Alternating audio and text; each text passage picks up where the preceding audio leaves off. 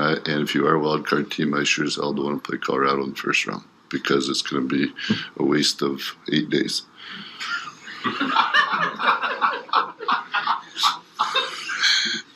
So that just tells you what you have to do every day. Anybody that's comfortable or cozy, I'm saying it right now, you won't last long. You're listening to Quest for Fire!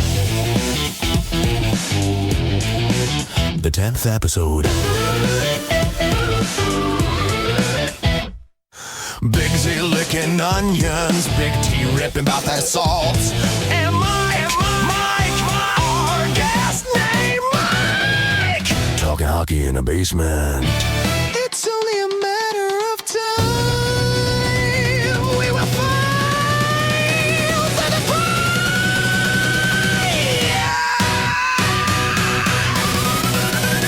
Quest for fire. Quest for fire. Quest for fire.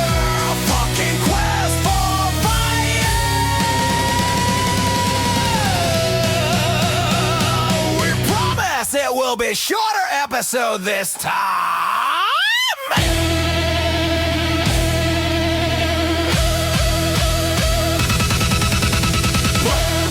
Okay, welcome to the 10th episode of the Quest for Fire podcast.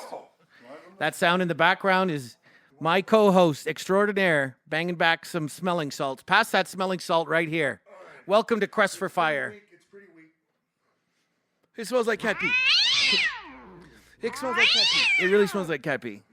Oh, okay. So we're taking some smelling salts to wake up for this episode, just like the Neanderthals in Quest for Fire woke up themselves to start the day.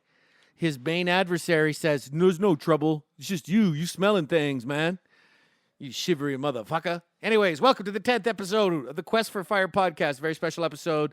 It's the episode going into the playoffs, and we're joined by Mike Ferguson Breaker, our good friend here. Thank you for joining on this podcast. Say hello to everybody out there if you can. Hello, everyone. There he is. Big, handsome Mike. Nice. Thanks for coming on to the show. And we also have my friend and dear brother Rudy Thomas Murray Simon, or Murray Thomas Simon. He is one of the funniest cats I've ever met, and he's just playing some video games, some StarCraft 2, actually. He's as actually on the Protoss. hub right now, just going deep. He's going deep on the hub. No, he's here just kind of as an observer, as a potential sound effect guy in the future. Maybe a statistician, but that's what we do here on the Quest for Fire podcast. We keep stats. We're like a hockey game, but it's talk radio, podcast land. We talk about what we want when we want because this is our show, and if you can't do that, then why are you doing it, man? Okay, Timmy, hit the horn. Let's get into the first period here. Horn has been hit. Okay, I'm starting the timer. 25 minutes. We're going a little longer because we got a guest here. We're gonna going do a We're going to try to start. We're going to try to keep this Mustang in line here. Just kind of teach him how to be a thoroughbred and teach Well, him if how to you race. listen to the last podcast, he put a timer on, and that didn't help because that was the longest podcast we ever done. We've ever done. So we're going to try it Went again. 4 hours and 30 minutes. 4 hours. It was a beast. It was I a could behemoth. only cut it down like 15 minutes off, but Yeah, we can't. I couldn't do any much more because, We can't have that again. We can't. That was too long. But hey, it was cool. This is our program. We can do what we want. We keep stats. So you get face-offs. You can have a goal, which is a good point. An assist is you make a follow-up point. If you have a stick check, that's a defending someone's point. And then if you have a penalty, is you talk about something that's completely off limits and you got to sit out for a little bit. We have overtime, and we start to schedule each of the segments of the game. Or the podcast like a game with 3 periods, 20 minutes, 25 minutes on general.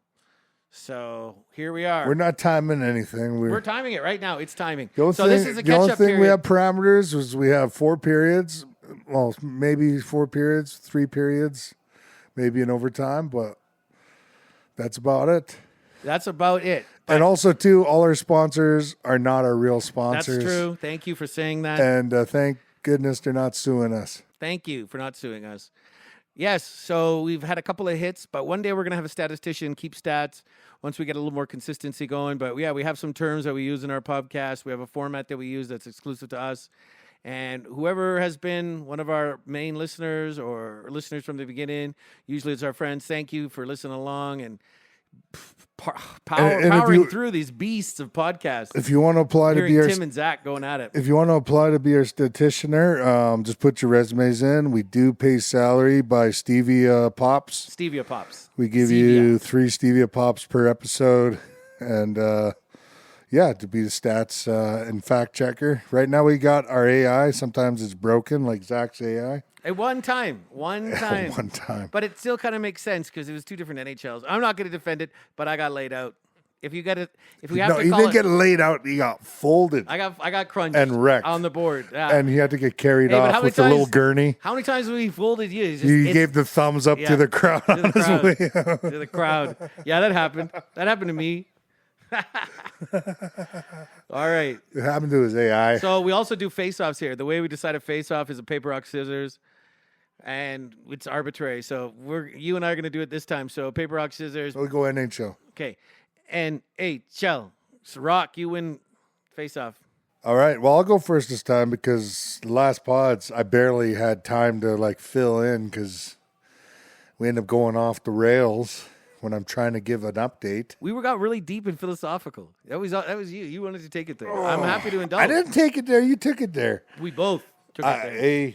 Hey, if you want to take a scenic route, that's what I'm about. I was sitting down course, and you're just like, hey, let's take this U-turn here, this new turn here. You're like one of those guys. Hey, let's take a shortcut. Actually takes you like 20 minutes longer. But the scenery, Tim.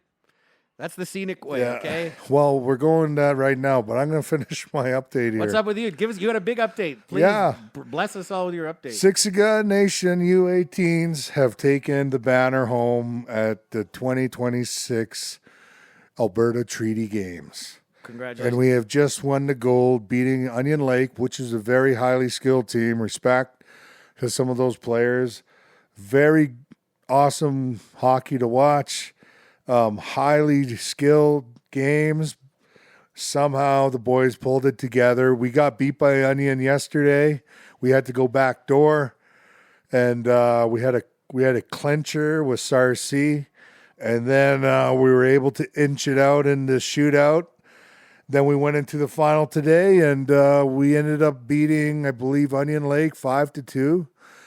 Kudos to them. They had a short bench, and one of their star guys, like Bobby Orr in the 60s when he played his minor career, the guy never took a shift off. He played the entire tournament, not a single minute on the bench. That's incredible. That's how good this kid is. I this can't kid, believe that. Onion Lake, number 11 for U18s this year. Get his name. I don't know Shout his name. I don't want to shout him out because bring him on the podcast. we gotta bring your son to the podcast. Kids, that kid, number 11 on Onion Lake. Onion Lake, I don't know what onions you're feeding these kids. Or, right now the place smells like onions. Zach just destroyed onions. It's still simmering in there in a pot. And right now it's marinating in my eyes. But kudos to Onion Lake coming all the way down. Tremendous, talented hockey players. Onion Lake, should be proud of how they develop their kids, and and now they take the trek back home. I don't know if it's Onion's like a 5-hour trek from here. I don't know. You guys ever been to Onion Lake? Any aunties from Onion seduce you guys? Wake up in Onion Lake on a bender. As common as those words and sentences and phrases have been mentioned in the history of time, I have not uttered it once. But doesn't mean it won't happen. It might happen in the future, yeah. He wants it to happen. Yeah. Any aunties from Onion Lake? Shout out Zach. Yep. Zach is here. Zach will attack you. And well, I'm here. If you guys want to write in, I'm definitely happy to come explore the beauty of Onion Lake and see what you guys put in the water to feed a kid like that. Plays 2 games in a row. He played the whole tournament without taking a shift off. He played the whole. You could kind of see it wearing a bit, but the kid is an exceptional hockey player. Kudos to them. They played their hearts out, and I think they got a short bench. One of their better players left the game early. But yeah, the boys Injury? pulled. Yeah, probably. But the boys pulled it out. Nice. It's kind of a cap off my son's last year and U18. What a way to send them off, eh? What a way! And for the young kids, they actually had a pretty young team. They had a lot of second and first year guys on the team. So for those guys, Great experience. they're going to have a great career looking ahead for their minor, the rest of their U18 career. But outside of that, Well, congratulations, your brother. Cue the music. Cue Freddie Mercury. Cue all the sound effects right now. Right now, I can sense there's going to be a wicked bunch of sound effects. anything we're not going to get like cut or demonetized or thrown off. Even if that endorses that we exist. Come take our assets. You can't get any. cancel us, Yeah. that'll be like the biggest hit. Like we can, That'll actually help us. It will. Any press is good press. Yeah, but outside of that, enjoyed a couple weeks off from work, and then gonna get back to her tomorrow. But outside of that, hockey season is officially done. Congratulations, sir. But I'm very happy. playoff season is going to start NHL, so I am excited to watch hockey this year. I'm not excited. I hope the Oilers don't make it to the finals again. Is their only chance? I don't think they will. Is their only chance? Like, this is the easiest the comp's going to be until they get to the East. And I did say in early podcast that Oilers weren't going to make the playoffs this year, but they did. But they did. So Because the West is so terrible this year. we'll talk about that next period. Yeah, We'll talk about that with okay. Mike, We're not okay? going to take any scenic You're routes. ready for hockey. All You're right, I'm ready done. for hockey. I'm done, Zach. You can take No, the what helm. else? Like, how's it feel to be a dad of a kid who won a championship? How does that feel? You know, you put all this work into him. You know, you helped him get to these games. You sacrifice so much of your life and resources and spirit to ensure that your children have everything they want and succeed on terms that have always been their dreams. Tell me about that feeling, man. That's Well, probably a proud feeling you got right You're now. trying to make it like sound like the end of the movie. Like, The beginning of the movie. The end of the movie. It's the beginning of the movie. well, it kind of felt like when Mighty Ducks won, when they won, you know. Nice. Yeah, but yeah. Let's go shake their hands. But outside of that, no, it was good. It was good. It was good for my son to get that experience to play a really good caliber hockey, and yeah, you know, got himself a couple of goals. You know, hanging around in front of the net the first game against Enoch, but yeah, it was fun to watch. It was fun hockey. It was a fun tournament watching the other 6 good teams go at it, and. Man, one of the coolest games was yesterday. Our U21 junior boys, they were down like 8-3, and man, there was like literally like 6 minutes. There's like 6 minutes left, and they made a comeback. They made a comeback of the ages, and almost, well, not the ages. They didn't fully. They ended up losing by 1 goal, but yeah. So we're going to go with Zach's update right now for what's been happening lately. Okay. Since the last pod. Okay. Zach with the update. Zach Sure, man. attack. Sure, man. Like, I just want to extend my well wishes and my congratulations to your boy and to Sixica. I know my other friend, Adam Solway, his daughter, his oldest daughter, they won a championship for Sixica as well in the under 14 girls or something like that, women's. So it was a incredible day for Sixica. And yeah, I just want to give you guys my kudos, man, my good graces. So yeah, okay. Well, what's going on with me though? I just been working with Dean up in Edmonton, been keeping a low profile, been cooking up a storm, been working hard, and yeah, just working on a documentary as well.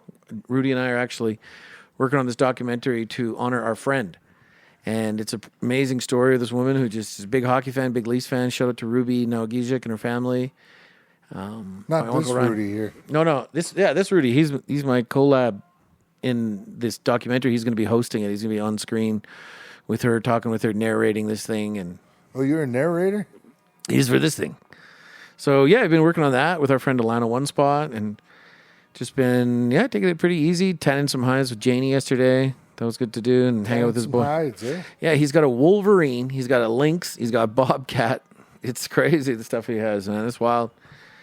So yeah, we've been doing that, and then just keeping a low profile, having fun up in Edmonton. Really getting to know these people, getting to know the growing pains of this business I started. But so far, good things. So Dean and I have really managed to account for all of our stock, 10,000 pounds of meat, and process it to get it to where we need it. And now we've got a lead on a spot that's going to be even better for us, and just things are coming up. So I'm just really proud of being a part of a business at this point and watching it develop, watching it grow from an idea to an actual plan, and then go through those phases where there's some challenges that didn't really make themselves known at the start. That's not one of the weaknesses you can identify in a SWOT analysis when thinking about a business. I guess you could look at not necessarily the betrayal, but the attitudes that can change with partners. Like we were partners with this butcher shop. I'm not going to name them. And they said that they were going to butcher a bunch of our meat and process it within a week, but it took them almost 2 weeks. They wasted tons of fat and bones that we could have used for something. They also managed to put a lot of good cuts into the trim, which is going to just be ground beef, which is really frustrating. And then they were complaining about things like bags and more money after we had come to a price. Like we were going to pay them like a large sum of money every week had things kind of been going on. And they thought it wasn't enough. And I think it was just because someone's greed in the chain. And the people we did get to meet, like the butchers and the helpers, are great people. But yeah, that place has some identification to do on what kind of business it wants to be and how serious they think they are. Yeah. But other than that, though, one door closes, another opens. It's funny, like sometimes if you allow the problem to kind of overwhelm and be ominous, it will be. But if you just look at that as another reason to find a new avenue to a more successful stage, then that's adaptation. And right, that's what humans do. And speaking of what humans do, we're watching Quest for Fire again. I just love this movie. I love the name. I love the story, everything that comes with it, all the local references. And I love showing Zach loves meat. And meat. I do love meat. And showing these stories to our friends. But yeah, it's been a good couple weeks. Our last discussion lasted 4.5 hours. We got heated. It was so great. I was listening to a cowboy in the car, and man, he was just so entertained. And likewise, I get really entertained when this duo, just you and me, talking about anything. Like it's a good dynamic, and we got to keep doing it because who knows what this could be for all of us. Yeah, this has been a fun couple of weeks since the last time we spoke. The 4.5 hour podcast, the behemoth, the mastodon of a podcast, where we got really heated about what a core is and some other really interesting topics. But yeah, it's been mostly a slow, steady pace. Just looking forward to birthday season for all the kids and my brother-in-law and my grandma. My grandma's turning 90 next week.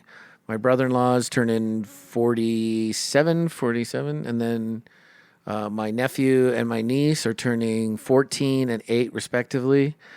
So Does your family ritually just have babies like all together in the same month? No. It's just maybe I often think about type of ritualistic ceremony that happens once. Maybe. I think it's honestly, I do think it is like timing is a thing, and then there's like this deep subtext of timing and subconscious of timing that exists beyond the human understanding of timing, and something that guides us. 9 months ago today would probably be what, summer? 9 months ago is what? So 4 is January, and then 5 is July. Yeah, so July stuff. July was happening. Powwow babies, basically powwow children in rhythms with the powwow season. You got to actually think when you were born and what 9 months before that was. What was the occasion that probably led? Is a rhythm divine. Will you understand where your parents were 9 months ago? I think it's like 9 months, almost 10 months, right?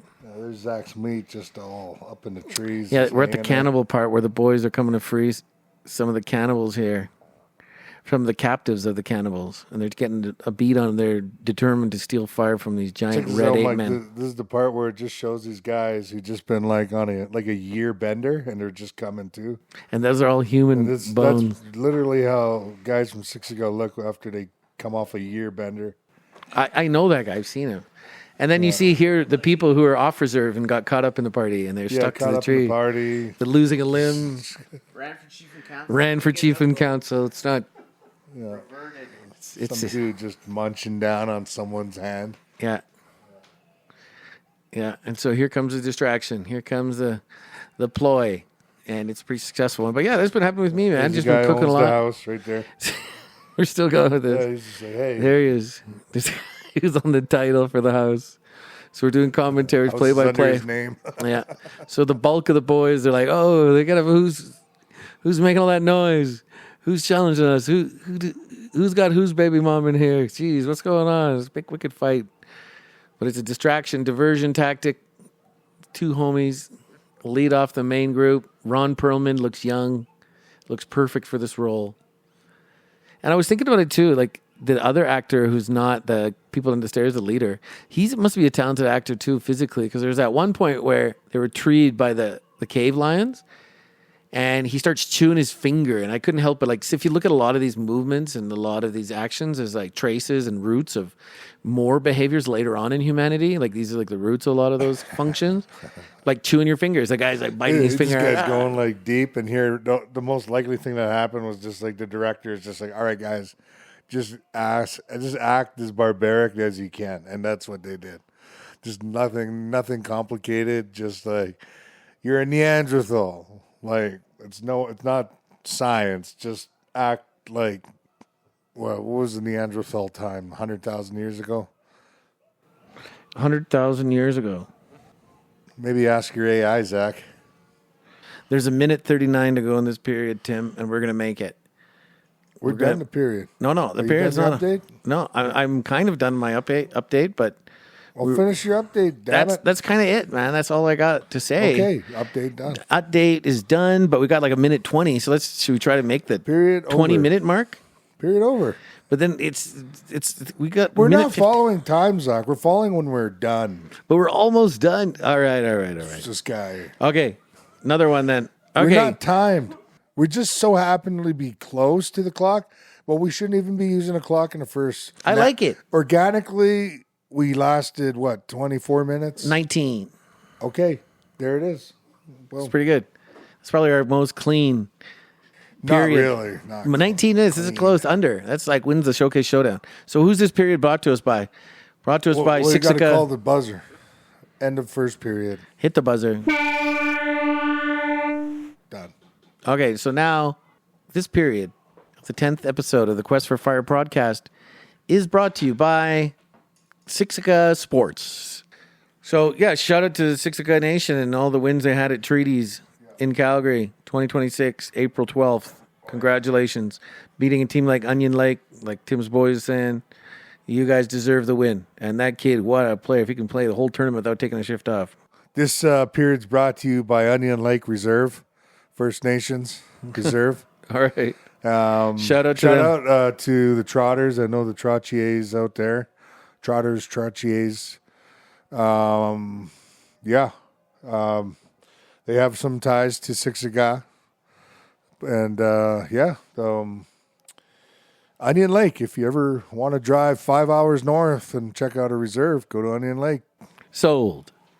All of those aunties you were talking about, I'm probably waiting for you guys. Zach will They'll treat you to a nice bunch of smoked moose meat. So those are the sponsors of the first period. Shout out to Onion Lake and their sports program, raising a stud athlete like that and all those aunties, of course. Okay, well, that's the end of the first intermission. Hit the horn, Timmy. All right, we got Mike Ferguson Breaker on this segment. Welcome, Mike. It's a real pleasure to have you here. I know you're a huge sports nut. This is his first time ever doing a podcast. So welcome, man. Low key, we can cut this out, but are you married? I'm not married, no. Okay. I also have Any prospects? about 10 to 15 minutes before I got to head out. I have my own playoff game Really? at 8:15. He's got a woman. He's basically your wife. I have a lady of 3 years, yeah, but not married. Okay. What time is it? 5:50. 5:50. Got to be there. What 8:15? No, it started at 8:15. Yeah. So I get there 7:15, 7:30. Okay, Go home and we'll Playoff get it. game. What do you play? We'll try to get through this as quick as Wind sport. possible. Wind sport? Hockey? yeah, with hockey. Beer league playoffs start tonight. beer league or they playoffs, started you actually serious? Wednesday. We're in the second round. Beer league. Shout out to Mike Ferguson's beer league team. What's The it called? Pioneers. The Pioneers. The Pioneers. We got to shout out to Pioneers them. are right there with the Quakers and the who else? The Jesuits. The Jesuits. The Puritans. The Puritans. Play the Cobras tonight. Play the Cobras. Cobras. Nice. with the That's Pioneers. exciting. So we'll try to get you out of here in We'll do plenty the of second time. period. We got a special drop in from Mike Ferguson for the second period for Yeah. Flame Stock. Yeah, for Flames Talk, perfect. Mike's a huge hockey fan. I know you're a huge hockey fan. You were telling me about all the different Stanley Cup winners and the MVPs, the Conn Smythe winners.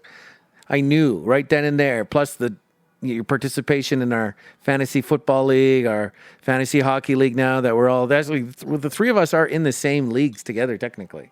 Yes, So I'm glad you're here now. This is kind of like the next step to being the sports fan and part of the communities get to talk about it. And yeah, man, thanks for coming on. And yeah, let's talk about some Flames and NHL talk. The NHL playoffs are looming ahead of us. Everybody, I hope you have some predictions that we can go through and we can debate a little bit and give a quick point on why you think someone's going to win or not. And then why someone's going to lose, not too much. And then I say we talk about the end of the Flames run, what they have to look forward to, and anything that else comes up. But Mike, why don't you give us your playoff predictions, man? Like, what are some of the predictions? Like, what type of predictions? What team's going to go all the way? Yeah. You know, what team's going to go all the way? who's going to come out on the East? And Who's going to win the West? Who's going to win the Conn Smythe? Who's going to come out of the East and come out of the West? The winner of the Conn Smythe. He says that player is completely useless. I don't say useless. I just said they're not always If you part of the listen to core. last pod, he said, like, if you win a Conn Smythe, you're nothing. That's not what I said. He's reading too much into this. Well, We had a heated time. Sorry. As of right now, in the West, we have Utah and Nashville in the wild card, with LA 1 point behind. Yeah. Do you think LA makes it in They have to. They got to play Edmonton again. for the fifth year in a row? Yeah, I think it's And the they fifth could year. probably do Yeah. it with Anze last year. He has to put out Connor McDavid as last year. I just think they're spent. Yeah. I don't know. I think it's definitely gonna be Colorado. They got Panarin. They got Panarin. LA. He has looked good. Yeah. Panarin has really revived that team, but there's just a deeper problem with the scoring there. I think it was the coach, their last coach, who they fired, and they brought DJ Smith in. I think they brought DJ Smith in, right? For LA. Yeah, they fired one of their coaches. They brought in a new coach this year. All reports were the other coach was hard to play against, but he wasn't playing fast, and it really stifled the scoring. And you look at how they've been at least responding with the addition of Panarin, and I think that it has revived a little bit of their power play and their offensive potential, but they're in tough. I think they could win it. I think they can make it, and this is their year. What? This is their year to make it to the playoffs. LA, they're still in the race. I thought you were talking about this is their year to win it. No. This is their year to get into the playoffs and send, like what you were talking about, send Anze Kopitar into the good hereafter. Did you hear his little speech after their last home game, I believe? No, I didn't hear it yet. Shed a couple tears, Yeah, he looked pretty emotional. A fellow Slovenian. He's probably the second greatest Slovenian athlete of all time. I'd say probably first Behind as Zach? far as like my metric, because Luka Doncic, people always default to Luka like, Doncic Slovenian? yeah, he's Slovenian, but they're No always way. like, oh, he's so good, but he's popular I in the thought he NBA, was from but Belarus, no? no. And then No way. yeah, and then Anze Luka's your Kopitar. cousin? No, maybe, who knows? And then Anze Kopitar, he's been a Hall of Famer, Stanley Cup winner, one of the greatest centers of all time. And I think in hockey, the hockey world, what he's had to do is greater than what Luka Doncic could do. So I think he's the better athletic superstar. Anze, I will look into it. I've always loved Anze Kopitar, even since that draft. That I think it was a 2008 draft where he fell to a 10th, I think, because people didn't get a really good read on him. He didn't have the greatest hands. He didn't. Yeah. He wasn't super physically dominant. He wasn't the 6'4", 210 monster two-way center you see today. He was a 6'2" center who played in the SHL. But I knew from the size and the work ethic, like Slovenian people, it's a neat history. Like we're one of the only countries that's never been established with like a nobility or like a republic, like a traditional way. It's mostly been like a workers' paradise. It's a communist country. So those people, they work freaking hard. Like, oh my goodness. And I knew they were going to get that work ethic in that guy. But then get the size at 2 more inches and grew up to 210 like that. But I was banging the table to try to get Anze Kopitar because I knew he was a center that could probably work in the Iggy time frame before we traded him. And imagine Anze Kopitar on that Flames team. Like, oh man, I was doing everything I could to see the Flames try to trade up whatever they had to get that guy. But kudos to him, kudos to the Kings. Daryl Sutter, Robin Regeer won a cup on that team, even though he does have 2 cups. And of course, Regeer was never the core on that team there, hey? He wasn't. He was a hired gun. You didn't listen to last pod, eh? No. Ain't nobody got time for that. I don't know if that's 4 hours you ever get back in your life, but It was a long one, man. It was a long one. we argued about what is the core of a team, and then like what makes a championship team. But like it was mostly just about like what's a core. Mm-hmm. And this guy like doesn't like define it. He just like argues it, and I had to find out like long ways around to find out. Okay, this is your definition of a core. Okay. Well, we didn't necessarily fully ask that. There was a lot to it, but it was a roundabout way we got to our core. Like, I believe a core Roundabout way. I was like a 2-hour is argument there. is like the people who you draft, develop, and then make a major acquisition to add as well, but then sign long term. The pieces you draft, develop, and sign long term. Oh, that wasn't in your definition. That is. Your definition is just that draft. That's it. No, it's not just draft. This guy. It wasn't just draft. Okay, but we're not going what down I did that say, rabbit though, hole. we're not. But We're I not did going say down that rabbit hole. We got Mike here for what? 10 more minutes? a few. Come on, we got a few at least. We got lottery. We'll try to keep it on track. We Well, got a we'll timer. talk playoff talk here. So LA. We see he's asking about like Nashville, like the people at the like Nashville and. I misspoke there when Oh, you misspoke. LA is Got to hold the mic up. Got to hold the mic up to your face. Nashville is currently outside looking in. LA is already in the wild card position, but one of the wild card positions has been clinched by Utah. So there's only one more left. And we play Utah tonight. I'm looking forward to that game. Hopefully we lose to them. We got a bunch of their second round picks. A lot of those assets that they've been holding on to. But I'm excited Maybe to see Uyghur Utah. will get a couple points tonight. Yeah, it's the return of Uyghur tonight. Yeah. Yeah, we are. And I think honestly, have you guys seen the crowds at the Utah arena? They're amazing. Phoenix, take note. This is what it looks like to cheer for a Wow. hockey team. Okay, I know the Glendale Arena was just a bad location, but people make it work. I don't know how much better it is in Utah, Well- but like you see all the people filling up the stands, waving the towels, going crazy, and they get a team that was just waiting for a home base and had all this talent ready to flourish, and now they finally felt like their underdog status is shed. They're arriving. This could be a big year for them. This could be a big year, a change of guard in the NHL, period. I think Tampa Bay still has a little bit of a hold on that since there's going to be no Florida, obviously. All that hockey, 3 years of Stanley Cup final appearances into Game 7s wore them down. Well, nobody played more hockey than Florida in the last because they lost 3 in years. the finals. To, Yeah, they had prior. three finals appearances. And then Yeah, and Oilers are right where they were, now. But Oilers are the second most like playoff games. and I think They're that this is, barely like surviving. Like Dreisaitl's still out. Did he come back yet? He's still out. well, they're in line for a playoff spot because the Pacific is so bad. They're still in line. They're in line for the division, right? But like the division is so bad. And I know it's crazy. Like to Like me, it's just Colorado. That's it. Colorado's the only Western team this year. Dallas is always a solid Dallas team. is just The two of them, barely like. and then everything They keep else, it's changing up their- for their grabs. coach. Calgary had 96 points last year and missed the playoffs. Yep. Vegas currently sits top of the division with 91 points. Vegas currently sits. Yeah. Okay. So I'm hoping that their pick gets better, but it doesn't look like they're going to really tank completely. But still, that's a valuable pick in the 20s for the Flames. Hopefully, it's early 20s and Vegas is sent home. But who knows with that team? That coaching change to Tortorella might have woke them up. Man, so tell us, who do you think is going to be the Stanley Cup champion in the end? Who are your West and East Conference winners? I think Colorado's been on an absolute tear this year.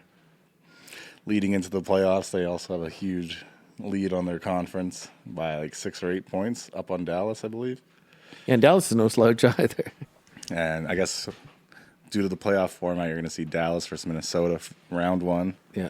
Whereas Colorado's going to be facing off against either Utah or LA. Or LA, yeah. So, and I think they'll walk through both teams pretty Yeah. easily. Yeah, I think so too. Utah, I think might put up a better fight just because they have so much youth. They've been really patient building this thing. They have a lot of good assets that they've just acquired, hence Mackenzie Weegar, their defenseman, Sergeyev. No, is it Sergeyev? Sergachev. Sergachev. Mikhail Sergachev, who's really blossomed there, really coming into his own. So you've surrounded him with some veteran talent, and then he's also got some young talent around him. And then that forward group, that smaller forward group in Clayton Keller, and I think Logan Cooley and Lawson Krause and Nick Schmaltz. Danny Boot. Danny Boots, Schmaltz. These guys are really playing with a chip on their shoulder. They're playing healthy, no expectations, and they got a crowd that's behind them finally at home. I think that they're probably the biggest upset potential if they play Colorado, to tell you the truth. Like, do you think there's upset potential there? I don't think so. I think Colorado, even the last few games they've played in the final 2 of the season, they're going to be in Calgary this Tuesday. They're just resting their top guys. So. Yeah, I think so too. But I think hockey is one of those sports that it's just over 7 games. It's such a war of attrition. It can reveal sides of players that or teams that sometimes aren't always noticeable before going into the playoffs. And I think this is a good test for a young group like that and a young group like Buffalo in the East. We could see this changing the guard is what I was kind of getting at earlier. But, I got my buddy. He's making some pastas in the back to add to the sauce I made today. But that's what that noise is. Welcome back, Tim. Let's just pause it for a second. I guess, fuck it. It's just background noise. Somebody's pouring water for pasta. I made a sauce today. Gives it more ambient. Give me more ambience. Exactly. It's like More a little life. theater of the mind, right? It's that good. So, yeah, we're just talking about the potential first-round matchup. The A potential genre of theatrical podcasting We are theatrical podcasting for sure. without video. Without video, just a video on the screen from the For projector. now. So Colorado, LA, or Utah. You're saying Colorado walks right through. It's pretty hard to argue that. They've been dominant all year. Having Landeskog back, I think he's the heart of that team. Yeah, I think Colorado in 6 or in 5. Sorry, In 5 against LA or against LA, and 6 against in 6 Utah. against Utah. Okay, that's fair. Maybe even 7. Maybe Utah could win more than I think there might be an upset potential in a Utah Colorado bracket. Dallas and Minnesota, you were saying, are going to play. Who do you like in that one? I think Dallas takes it. I think Dallas takes it. They Yeah, I go think to do the too. conference final year after year. Never can reach the top of the mountain though and get to the finals. So Yeah, and this could be the year, but Colorado's no easy foe to vanquish. There's this interesting comparison that the Dallas Stars are basically the San Jose Sharks of the Joe Thornton era. They're good enough. comparison, yeah. Like, Well, how many teams are like that? they that make the fit that? finals. Like, San Jose made the finals with Joe Thornton, but they end up losing. They lost to our Flames. Yeah. Joe Thornton should have been on our team. We should have traded for him. I don't know how. We just couldn't get in there and only let San Jose in. But yeah, Dallas, they just keep switching their goal. Like, they keep moving their coaches. Like, they got Gulletson. Good old Gully, their coach right now. Good old Glenn Gulletson. Throwing his stick when he was a Flames coach because, like, they couldn't freaking do a drill or something. Yeah. And then he went to Edmonton, and then he went to Dallas. He went to Edmonton as an assistant coach. Yeah. So he's one of the rare cases of reclaiming a head coaching job after being a head coach and then being, I guess, reduced or gets demoted in your capacity. And then he ends up reclaiming a head coach job. That's got to be a miracle. How many people can you say have done that? So there's a testament That's the there. only thing Jim Neal. Oh, who's the Jim guy Neal in for GM Dallas? in Dallas, yeah. That's the only thing he sucked at is finding like a coach that can get these guys over that hump. But that's a good question. Is it a coach or is it the composition of the team? And I was saying earlier, saying there's one team that's like the San Jose, but I'm saying there's tons of great teams that can never get over the hump because they got thwarted. Like look at Or what is it their Edmonton's goalie? look what Edmonton's facing. Look at what Carolina is facing. Look at the Eric Lindros teams. Like before he got that hit, like it's just. There are always going to be these types of teams that just are never good enough, and sadly, there can only be one. But the competition does filter down when you play hockey. 7-game series times 4 to get to the cup, like that's a lot of physical intensity. And I've heard that the physical recovery time needed to recover from NHL hockey, they're not even a playoff game. It's 3 days because of the amount of intensity and physical demand. But then you add the intensity up, you turn the intensity up a notch, and we're talking like that level of violence. You need more than 2 days to recover, especially after playing So let's talk 82 about- games. So speaking of like teams playing a lot, let's talk about the East here because the East seems to be like they're going to beat each other up. Like they got all the best Yeah. teams in the league on that side. Yeah, they do. Like Tampa Bay, but Tampa Bay isn't like they don't have the depth, I guess, in their lineup, like compared to like a lot of the other teams like Carolina. Like Carolinas were going to do well, but Carolina's going to do well, but, of course, they're like the Dallas of the East. They can't get over that hump. They can't get over that hump for success. And so I don't know. I know Tampa Bay is kind of like the go-to just because, like, They won back Kucherov is so to good. back, and Kucherov is Vasilevsky so good. is still somewhat in his prime. Prime dish, I guess. He's at the cut of the end. He's still, like, I'd say he'd probably their MVP of the team this year besides Kucherov. Like, goalie's got to be your most important player when I think you go to a Stanley Cup final, unless your team's as good as Vegas was that one year. I guess the Detroit Red Wings, when they had Chris Osgood, I think is another. Detroit is out, eh? Yeah, they haven't made it again. They're really crying in Hockey Town. They is just so want an sad. appearance. 10 years in a row now. But look they had the longest stretch in professional sports at one time. Like, how many years did they reach the playoffs? As often as they did, like numerous years in a row, and they enjoyed how much success from the Steve Yzerman to the Henrik Zetterberg and Datsuk days, right? So is either, there are lulls. Yzerman's still good. A lot of luck goes into it. There are a lot of teams that are probably never going to win a cup. But on this list, it's good to see Pittsburgh still in there. Good to see Montreal getting out of their rebuild. I think that's a good series. I think that's they have an upset momentum. They have wicked momentum. I think that's an upset series. I think Montreal and Tampa Bay is an upset series. I think Tampa Bay is kind of nearing the end of their reign. They have so much momentum. Montreal, everything is going perfect right now. Everything is Montreal. going perfect for Montreal. It's just making sure their goalie situation to get they find the guy who can carry the back end there. Yeah, that's the one thing they're missing, ironically, because Mutombo, they got Fowler, they got who's the other guy? Montalbo, Montombo, yeah, Mutombo, Dikembe, You know who Mutombo is? Yeah. Dikembe Mutombo, finger wagging. Dikembe. Yeah, You're an NBA guy. Not overly, but All right, I know that I'm name. partial. yeah. So it's I'm thinking that Montreal does have a shot to do that and really wear them down, and I think it's going to come down to goaltending, like for Tampa Bay, and I think it's going to come down to the scoring in the power play if it's Montreal.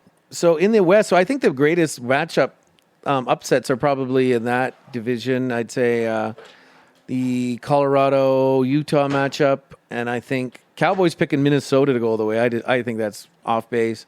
And then I think Montreal and I think Buffalo are probably your best options. Off base. Yeah. Who's picking? He's thinking Cowboys picking Minnesota Wild to go to the finals and win it all if they can get the right goaltender. Because Quinn Hughes. He's Right goaltender. Hughes and Kaprizov. So that's what he's saying. You were talking amok, you're talking like Wallstead? Wallstead. You're talking him and up like he was the goalie of the future. he of the still could NHL. be. Look, who else is struggling Dustin too? Wolf ain't no Wallstead. He ain't like, Dustin Wolf is tall, struggling. Dustin Wolf's struggling. Wolf's like 5 foot, I would still take Wallstead over Dustin Wolf. No way. I would. I After wouldn't this year, touch I'm almost Wallstead. in the territory of taking Devin Cooley. Oh, really? I do. You can't wait. Just finish up this period. We got like 5 minutes left. Okay. Okay, you'll be on again. We'll get you on again. on to Mike as long as we So what can time is to it? keep him 6:10. honest. You don't got to leave for like He another has hour. playoffs. He got to do time, his though. rituals. Yeah, it's playoffs. All right. We'll get you out of here after this the You body playoffs. warm. cannot mess with the guy's rituals. Okay, so Game time. who do you think is gonna? Okay, who are your picks for the East Coast, West Coast winner? And then What's your hot take on the playoffs this year, Well, Mike? we have Montreal and Tampa, first round matchup. I'd like to think Montreal moves on. ooh, he picks the That upset. young core, 50 goal scorer, Cole Caulfield. Yeah. And actually, as we're recording this, Nick Suzuki hit 100 points as well. Wow, big season. Hey, for who him. was the last Montreal player to get 100 points? Stefan Richer? No, he was the last one to get 50. 50 goals. And Caulfield did that, 4 days ago? Yeah. Yeah. And so the last one to get 100 points in Montreal, It was over 40 years ago. was it? 4 Yeah. years? Oh, really? Larry Robinson or No. Lafleur? Was it Lafleur, Convoyer? The last guy to get 100 points. I don't know. You asked the question. You should know the answer. So you picked Montreal. I Oh picked my God. Montreal as well. Hey, pull out your shitty AI. Let's see what your Was shitty you? AI says. All right. I'm not challenging. This isn't a challenge. But you asked this question randomly. So But that is crazy. Suzuki, like what I mean, everything's going well for Montreal. yeah. They could go all the way. Safkovsky, 30 goals. Yeah. Safkovsky got Demidov. 30. Caulfield got Hudson. 50. Like now Suzuki 100.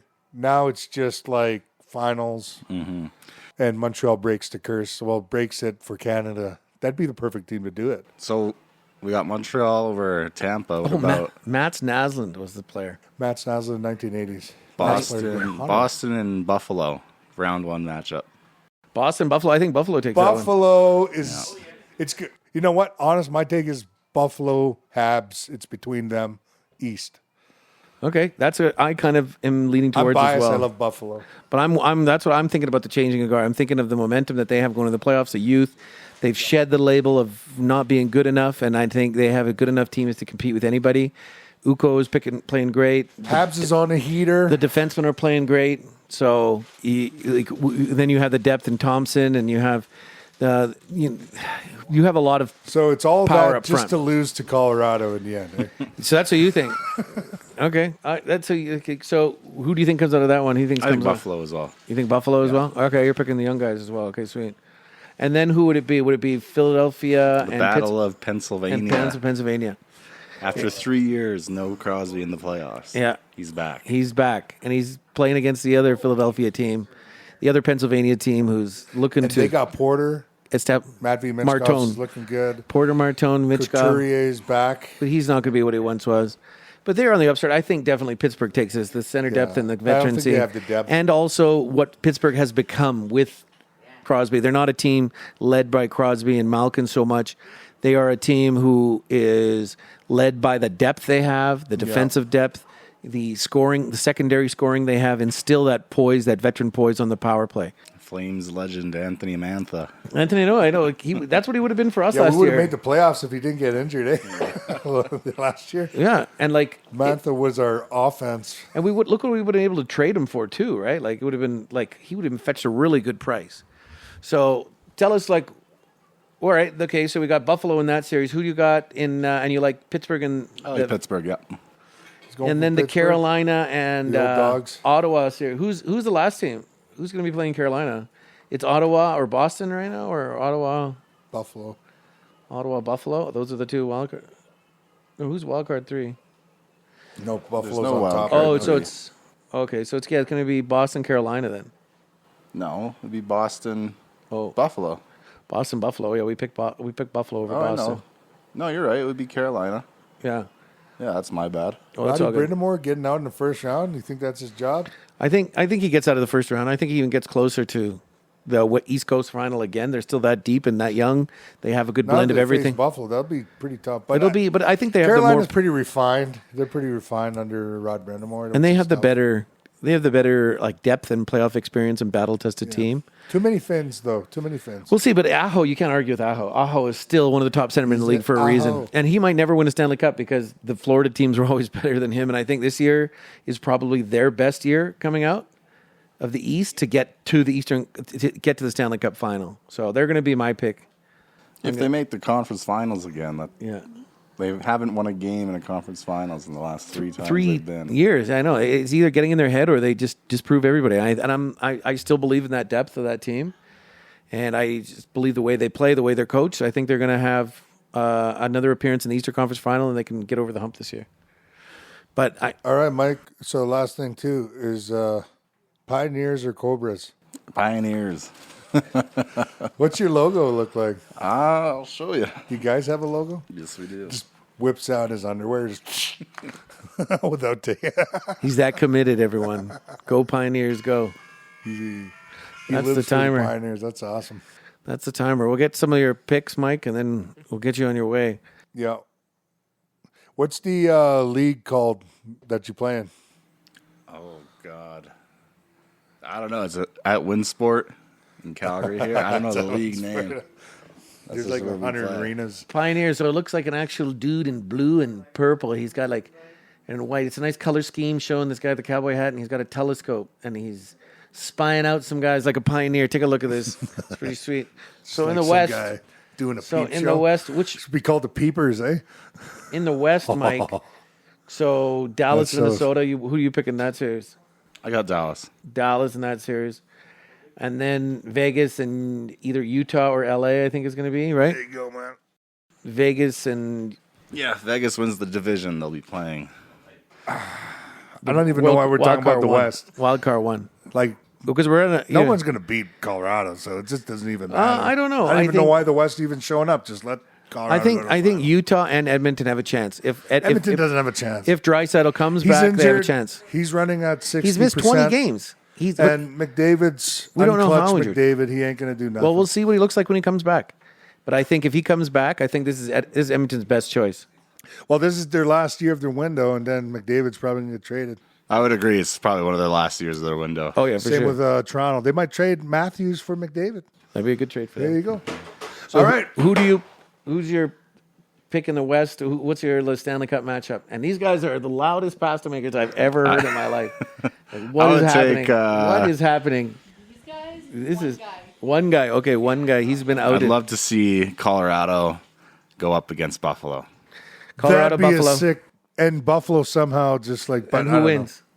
I love I Buffalo. think Colorado Okay, goes back. If Colorado, Buffalo makes Stanley Colorado. Cup, I think the hockey gods owe them one from '99 when All the Brett way? Hall, So what- so- Brett Hall scored that illegal goal with his foot in his crease. So you're saying Buffalo Buffalo's and going to win Colorado. that if that didn't happen.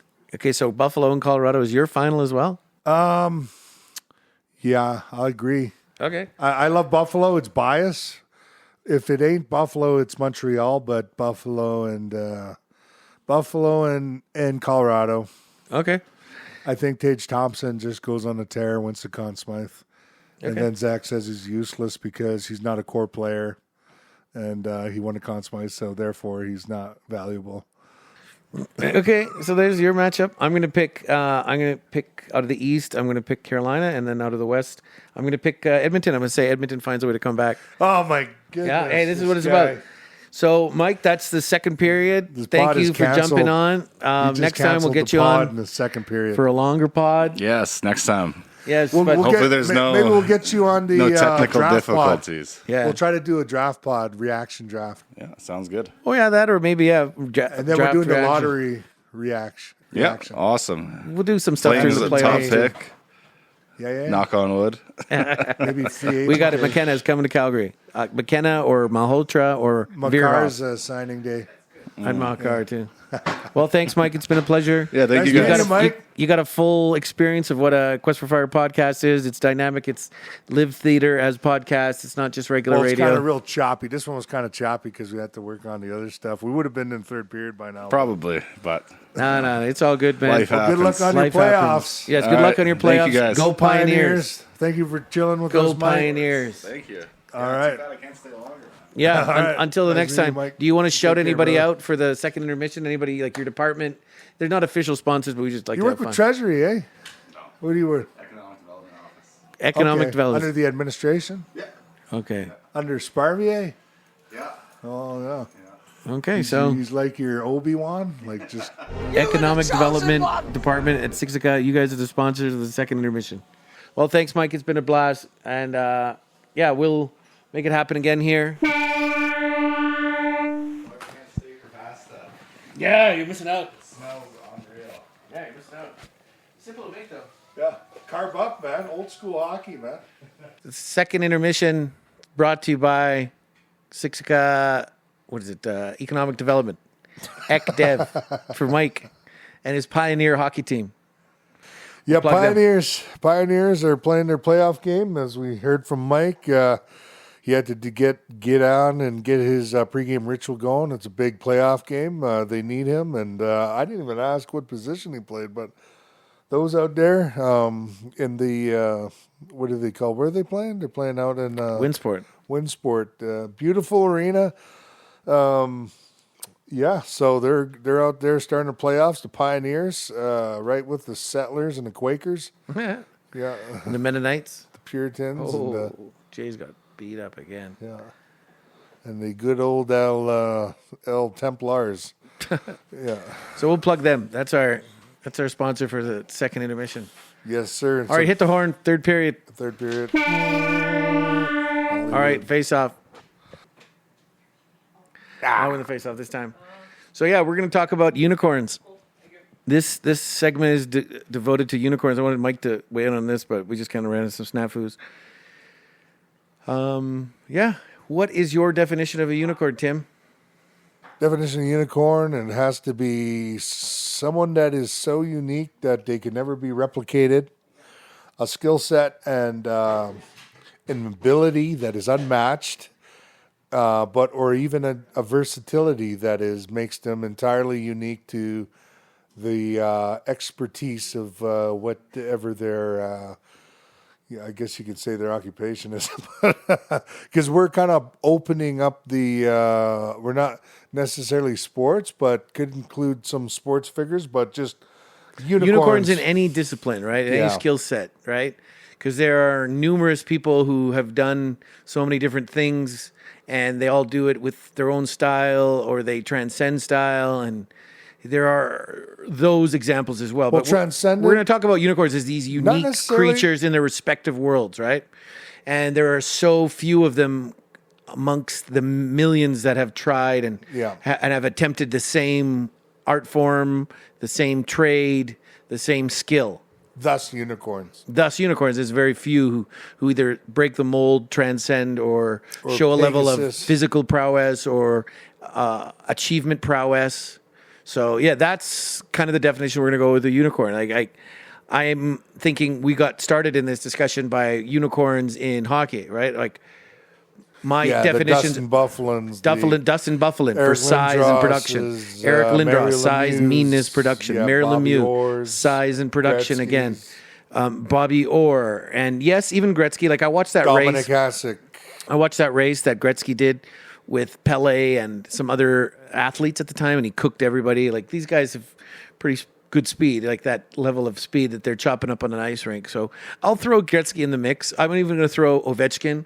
Ovechkin's one-timer, I think, and his power forward. Yeah, physicality, scoring, kind of like, and doing it as a wing. I think that makes him unique, because not too many wings have such a significant impact on a game, and especially with a one-timer so legendary that, you know, teams literally know it's coming, but they couldn't stop it for 20 years. Yeah, they couldn't stop. You know it's coming. How many has he scored? And he scored so many that he's almost at 800. He's over 800, isn't he? 900. Yeah, he's over 900. He's over 900. Like, he's got 900 goals in the NHL. He's broke Gretzky's record. That is a remarkable feat to do. And I think Lemieux fits there because his point per game, goals per game, playoff points per game were higher than Gretzky's. And without cancer, he would have broken a lot of Gretzky's records coming through the same era. Yeah, I would think he was a better goal scorer, better one-on-one player, just a more dominant offensive player than Gretzky. I think Gretzky just had a better team. I don't know if Mike Bossy was a unicorn, but he was just a great thoroughbred scorer. I think Mike Bossy gets an asterisk because he had an injury and it prevented him from perhaps even beating more records, but his goals per game is the highest in the NHL. And the way he looked at goal scoring, you saw him the way he scored goals. He was an impressive specimen. So we're coming from a hockey angle, like some more athletic unicorns. In hockey, Sergei Fedorov is one because he fits the dual stat category. He won a Selke. He played defense. He won a Selke and he won an Art Ross. And he won a Hart Trophy. And a Selke had the same year. Hart and a Selke. Yeah, that's pretty rare to do. Something I don't think anyone else was able to achieve. Yeah, I think maybe the closest have been maybe Barkov, Bergeron, those types of ilk of centers. Like, there's guys who start off like with great offense, and then like they win the hearts, and then like near the end of their careers they become so great defensively. Like maybe Sidney Crosby would be a close guy to probably achieve something like that, but he never did it. He never won a Selke because of course, you're playing in an era with like Kopitar, Bergeron, you know, Malkin. Like he came in after Backstrom. Bergeron, and yeah, you Marlowe, got Barkov, you got Thornton, and how like. It's a extremely hard. I think that's a unicorn in itself to win the Selke, and Sergei Fedorov deserves it. I really do think he's a unicorn. Yeah, statistically, I think he fits that category as well. So in sports, there's the size and skill set. Then there's just like the tactical skill set, like the IQ one and the physical prowess that wills a guy like Theron Fleury. Yeah, he was one. Argue he's a unicorn that should be in the Hall of Fame. Yeah, I think so too. Just from what he How is. small he was. 1,000 penalty minutes. He's got over 1,000 points. He's got significantly more than 1,000 points and significantly more than 1,000 penalty minutes. Yeah. He's, by a definition of one of those clubs. One Tim goal, and I, we have Stanley Cup. We have this rare stat category that we really revere. It's the 1,000-point, 1,000 penalty minute club. Yeah. And just those, there are more than you'd think, and some with incredible amounts of PIMs, but over the 1,000, some who just make it. But it's a neat journey to take yourself on. But Like one guy, Fleury does, because he was so small, Yeah. and because of his public history when it comes to sexual exploitation and abuse by Graham James. And I think when you couple that into his competitive fire and in his context, he's definitely he's a unicorn. I gather, yeah. And that guy is so unique because it could be like a guy plays so physical, but he's still able to produce. But you have to do it for a lengthy period of time, which makes it a very tough stat to achieve. Oh yeah, because health is a skill. Yeah, because when you think of it, Being guys ready who to go should is a be- skill. Guys who should be in there are not in there. Like Claude Lemieux's not in there, but he's close. And one guy, Wendell Clark. Yeah. Wendell Clark should have been 1,000 points, 1,000, but he didn't play long enough. His body broke down. Well, they before- had him. yeah. He was truly a triple threat. He could almost be described as a unicorn too, just Yeah. because he was a heavyweight boxer, like a heavyweight fighter. Yeah, not a big guy. He was a winger and he was a defender. Oh, I watched him tune the shit out of Bob Probert. I never seen Bob Probert get tuned up like that. Yeah. So Wendell, he fought I've serious surprised him heavyweights. probably with a couple rights, and he's like, "Oh crap!" Because Bobby used to if he knew the guy wasn't like a heavyweight, he'd let the guy punch him a bit to let him gas out, and I think he did that with Wendell, and he probably underestimated that Wendell Clark has hammers for hands. He did, but he was a number one overall draft pick as a hybrid power forward. Like he's probably the most elite power forward of all time, but he just couldn't stay healthy. So he's kind of like in the Eric Lindros category, but Eric Lindros just had the skill, His skill the was size, the above that, power, yeah. the ferocity, Size, the violence skill, yeah. at center. And speed. At center. A lot of people don't talk about it, but was- Lindros was a fast skater. At 6'5", 235, and with an intent to arrive with ill temper. Which meant that if there was a collision, it was devastating. It was devastating, and I that's watched- ultimately what ended it. Like, you know what? slowed Some of it my down. favorite videos for him is people forget he was in the same division as the Devils for years.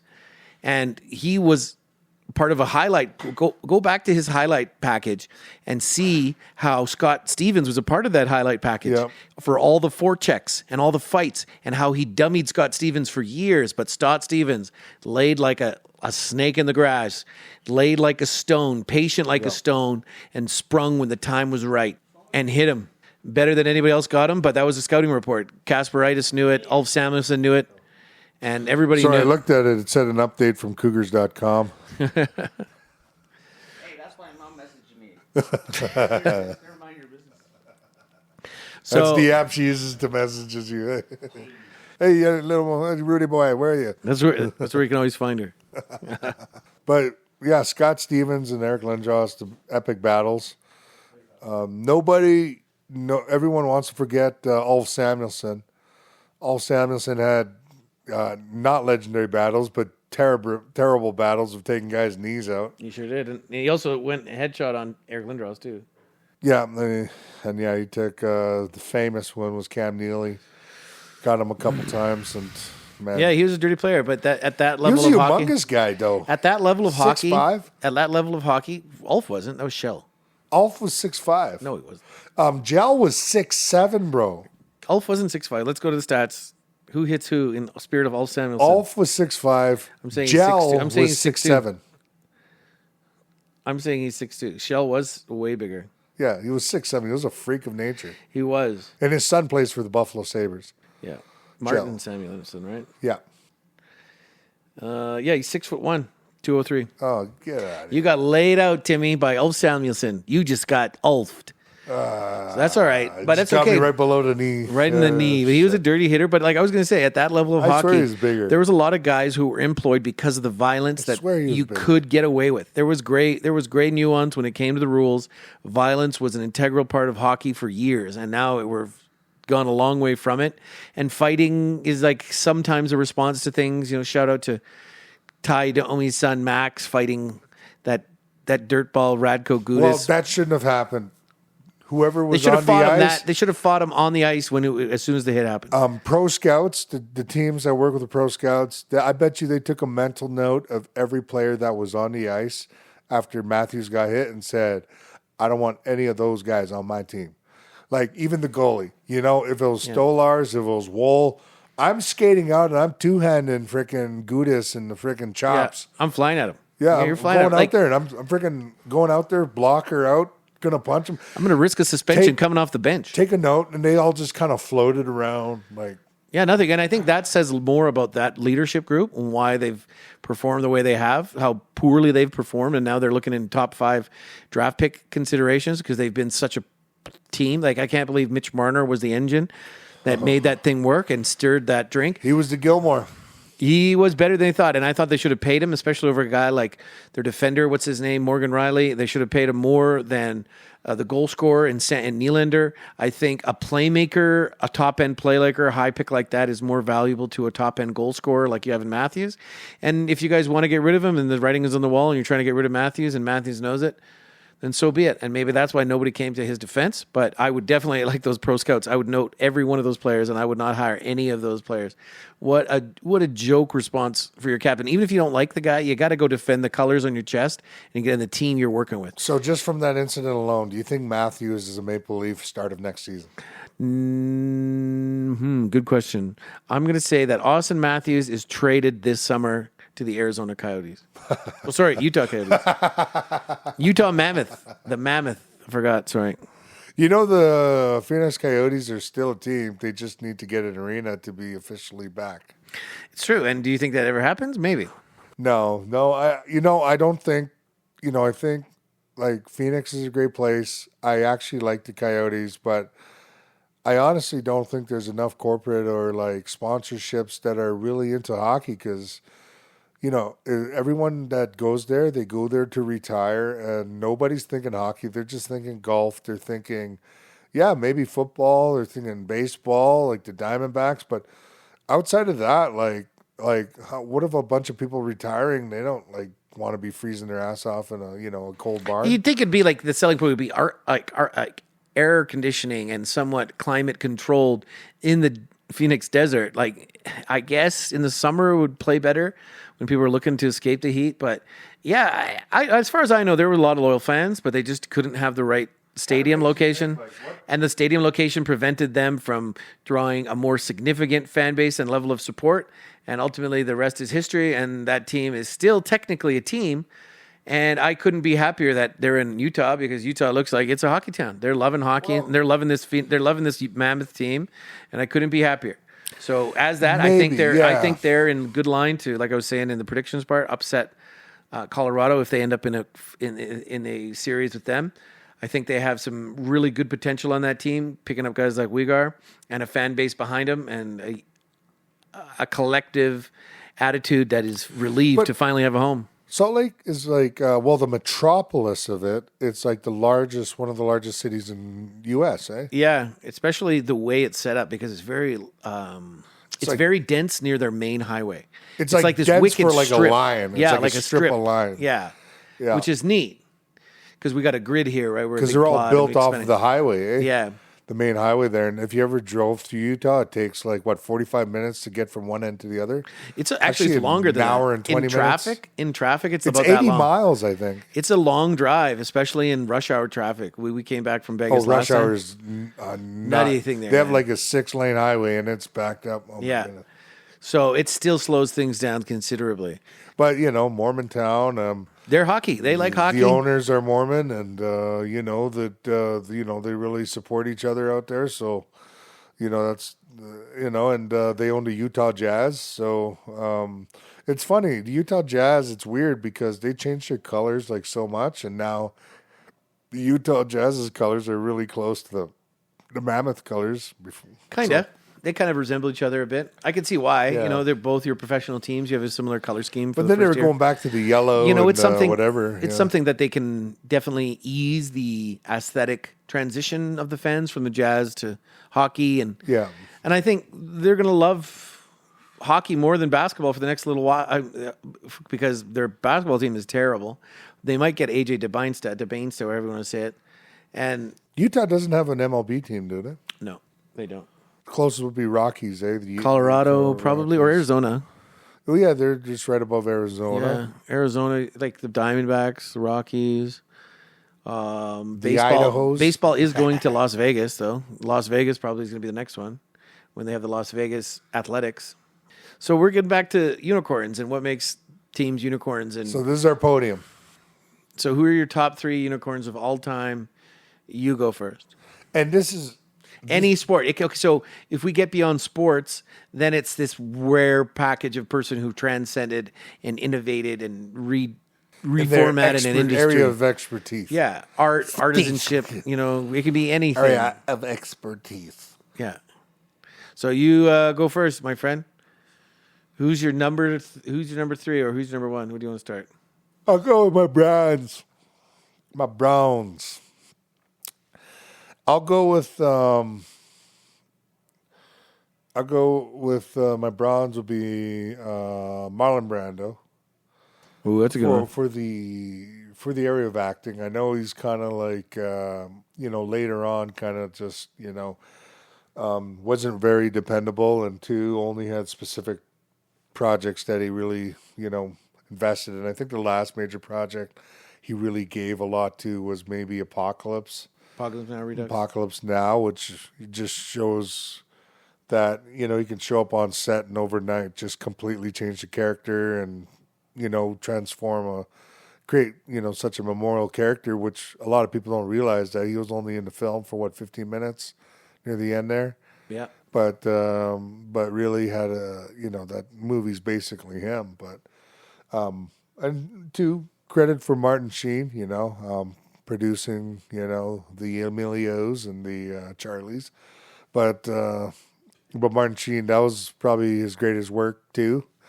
Respect to the Sheeners, but Marlon Brando, my Bronze. I'm just kind of going off the cuff here with in the world of acting, just because On the Waterfront was a great movie from Marlon Brando. Of course, Godfather is one of the most legendary roles. He ended up winning a Grammy for that or whatever. I don't really care for the Grammy or whatever, but he was a really well respected guy for the acting prowess that he had. A very attractive guy in his younger years, and had like a lot of emotion. He could deal. He had this kind of like unique voice, like this really kind of, this kind of like, I don't know what kind of voice you'd say. Would it be like a kind of a northeastern U.S. And you kind must of, make a friend of horror. like kind of Irish kind of Horror and I'm moral not really good terror with the accents or whatever, but he are had your this friends. kind of like really, If they are not, interesting then voice. they But are I think enemies that to be the feared. uniqueness of it's like a Tom Petty, like you're not going to get another one. They probably won't allow another one, but like their voices are so unique, it just suits that style. And plus, too, like having them yell Stella and like with it a Streetcar Named Desire, like it's one of the most legendary film like scenes in cinema. And even that film was such a very dark film, but yet a very powerful film too. And Marlon Brando could play those characters. He could play the villain. He could play the hero. He had such a wide range, and many of his parts showed him, doing those things. So I think he transcended it, and I think he's a unicorn because I don't think we really kind of have another Marlon Brando to really. He's in his own category, and yeah, you can have other actors that, like maybe the closest would be like he was a guy in There Will Be Blood. He was freaking Last of Mohicans. Last of Mohicans, There Will Be Blood. He was in Book of Gangs of New York. yeah, Gangster. Who's that guy? Bill the Butcher. Yes, Bill Daniel the Butcher. Day-Lewis. Daniel Day Lewis. Lewis, who basically My plays in a left foot. film like once every decade and freaking plays like the most. He played Abraham Lincoln one time. He did. So Daniel Day-Lewis would like those guys are like unicorns when it comes to acting, just because they're so great. Like There Will Be Blood, probably like if you give that to anybody else in Hollywood at that time, nobody's doing it better than Daniel Day-Lewis. Yeah, he plays a real resolute, stern guy. He lives by his own creed and value. That's for sure. He can do that well. Some people get typecast, but Daniel Day-Lewis is a terrific actor, probably one of the best of all time. Unicorn, I'm going to go more to Brando just because, like, I don't know. It's just because of what he did with Shasheen Littlefeather. Even though she's a pretendian, from what I hear. Somebody told me that. Oh, you heard it here from Zach. So I heard it from someone. I'll look into some more. He's gonna raise up some old rufflesome feathers. No, but what he did in Apocalypse Now Redux, like how he ripped up the script and he improvised that whole monologue. But for him to understand that character so profoundly well and deliver such a haunting, iconic performance, I think it's probably the greatest performance from the greatest actor. It was Colonel combo. Kurtz. Colonel Kurtz. And it was what a character breakdown, what a build-up, what a drudging lead-up for a supporting actor like Martin Sheen, knowing that he's only going to be the majority of the movie, but he's still going to be the co-star. To Marlon Brando, he knew he was going to be carrying the bucket of water for Brando.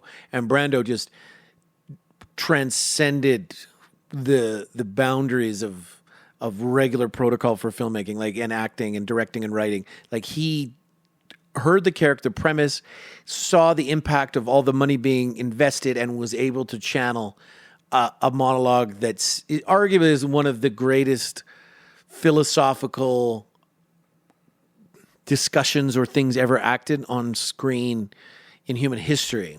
Like I just that character breakdown who went mad because of a system that wasn't geared towards justice or wasn't geared towards the right austerity to accomplish the job, but it was just a weakened, hollowed out collective will that had been exploited by a military-industrial complex, and he was left there to do everything that was asked of him, climb every ladder he should have, only to be let down by a far inferior force, technically and logistically, but whose logistics actually turned out to be their strength, their collectivism through their communist and their anti-American values led them to prepare that jungle so incredibly that became a hell on earth. And they didn't even want to start the war. That was a false flag mission. But Marlon Brando, he saw the impact of the scene and the setting, and he channeled that performance and the horror, indeed, that even guys like Daniel Day-Lewis probably could never do anything like that. They'll be confined to that same dynamic of maybe doing some rewrites of what the dialogue is and working with the writer, but to rip it up on a budget like that and to throw it in the director's face and scoff and say, I'm going to do it myself. Like, what a statement. And then also what he did with, like I said, Shasheen Littlefeather, like that guy, he is pretty transcendent. His level of social justice that he enacted by showing contempt for the system that he was a part of and that they were abusing for him to be a spokesperson, an aesthetic delivery mechanism for them to tell their stories and feel good about their propaganda machine. And he saw through that. And I think that's when you get some of the interviews from him posthumously when he became notoriously difficult and chose very specific roles. And I think he shows how talented of an actor he was by what he chose. And as a persona, as a real actor who was not going to be confined in any role of expectation as typical actors are, he broke the mold. And I think that's a definite unicorn. More so than Daniel Day-Lewis, more so than Ian McKellen. Michelle Pfeiffer. Michelle Pfeiffer's a talented actor, for sure. She is a very talented actor. I like Michelle. She's Michael Keaton. Babe. Michael Keaton, he was good. He was Mr. Family Man. And he was able to do some... I loved him in Birdman. Did you see Birdman? Yeah, I seen Birdman, the one shot. That was it was a careful one shot that they planned, but it was a stitch of a few one shots. But one shots is a different discussion, but it's one of my favorite shots. Kind of gives you a little insight with like the famous, Broadway, what goes into Broadway shows and whatever. But it was definitely Broadway. He was a thespian, and he was an action star turned thespian, trying to prove himself as an actor. And that speech he gave to that critic, I thought was formidable. And I think probably his best performance. But I still love Michael Keaton Batman, and I was an '80s kid, so I grew up with a lot of his face in all these movies. But Beetlejuice, nice fucking model, huh? So yeah, nice pick though. Marlon Brando, okay, bronze medal. Who's your silver? Silver would have to be Bo Knows. Bo Jackson. Another physical actor. Yeah. For your first physical freak athlete. Yeah. I would say Bo Jackson is probably one of the greatest athletes to actually walk the face of the earth. And I don't think there would probably be another athlete, especially in the roid era, But Bo Jackson is probably transcended to human evolution or whatever. And he basically shows the peak of what a guy. Like, get this. Bo Jackson was a specimen. Physical specimen, yes. And he only started lifting weights after he got his hip replacement. That was it, yeah. Oh my goodness. Like, he actually started working out. It was all natural strength. Natural, like there pure strength. are legends of him. Like, as a kid, like the cops would chase him and he'd just jump a canal that's like 12 feet. Yeah. And the cops are like, what the hell, this kid? Well, yeah, I guess he's gone. Just let him be. Yeah. And he is a true marvel of athletic ability, for sure. His talent, and then you have to also discuss the skill of hitting a baseball. Even though it was in the 80s and 90s, guys weren't throwing 95, 96. A dual pro all-star in only both. Player in professional sports to play with an artificial hip. And it's crazy like how he got the injury. Like, the only reason he got the injury is because he was so fucking strong to begin with. It was just a regular his own person, power. A regular worked person against him. Yeah. Worked against him, and any other person would have been brought down in that tackle. The guy grabbed both his feet and he just basically tore his leg out of ligament.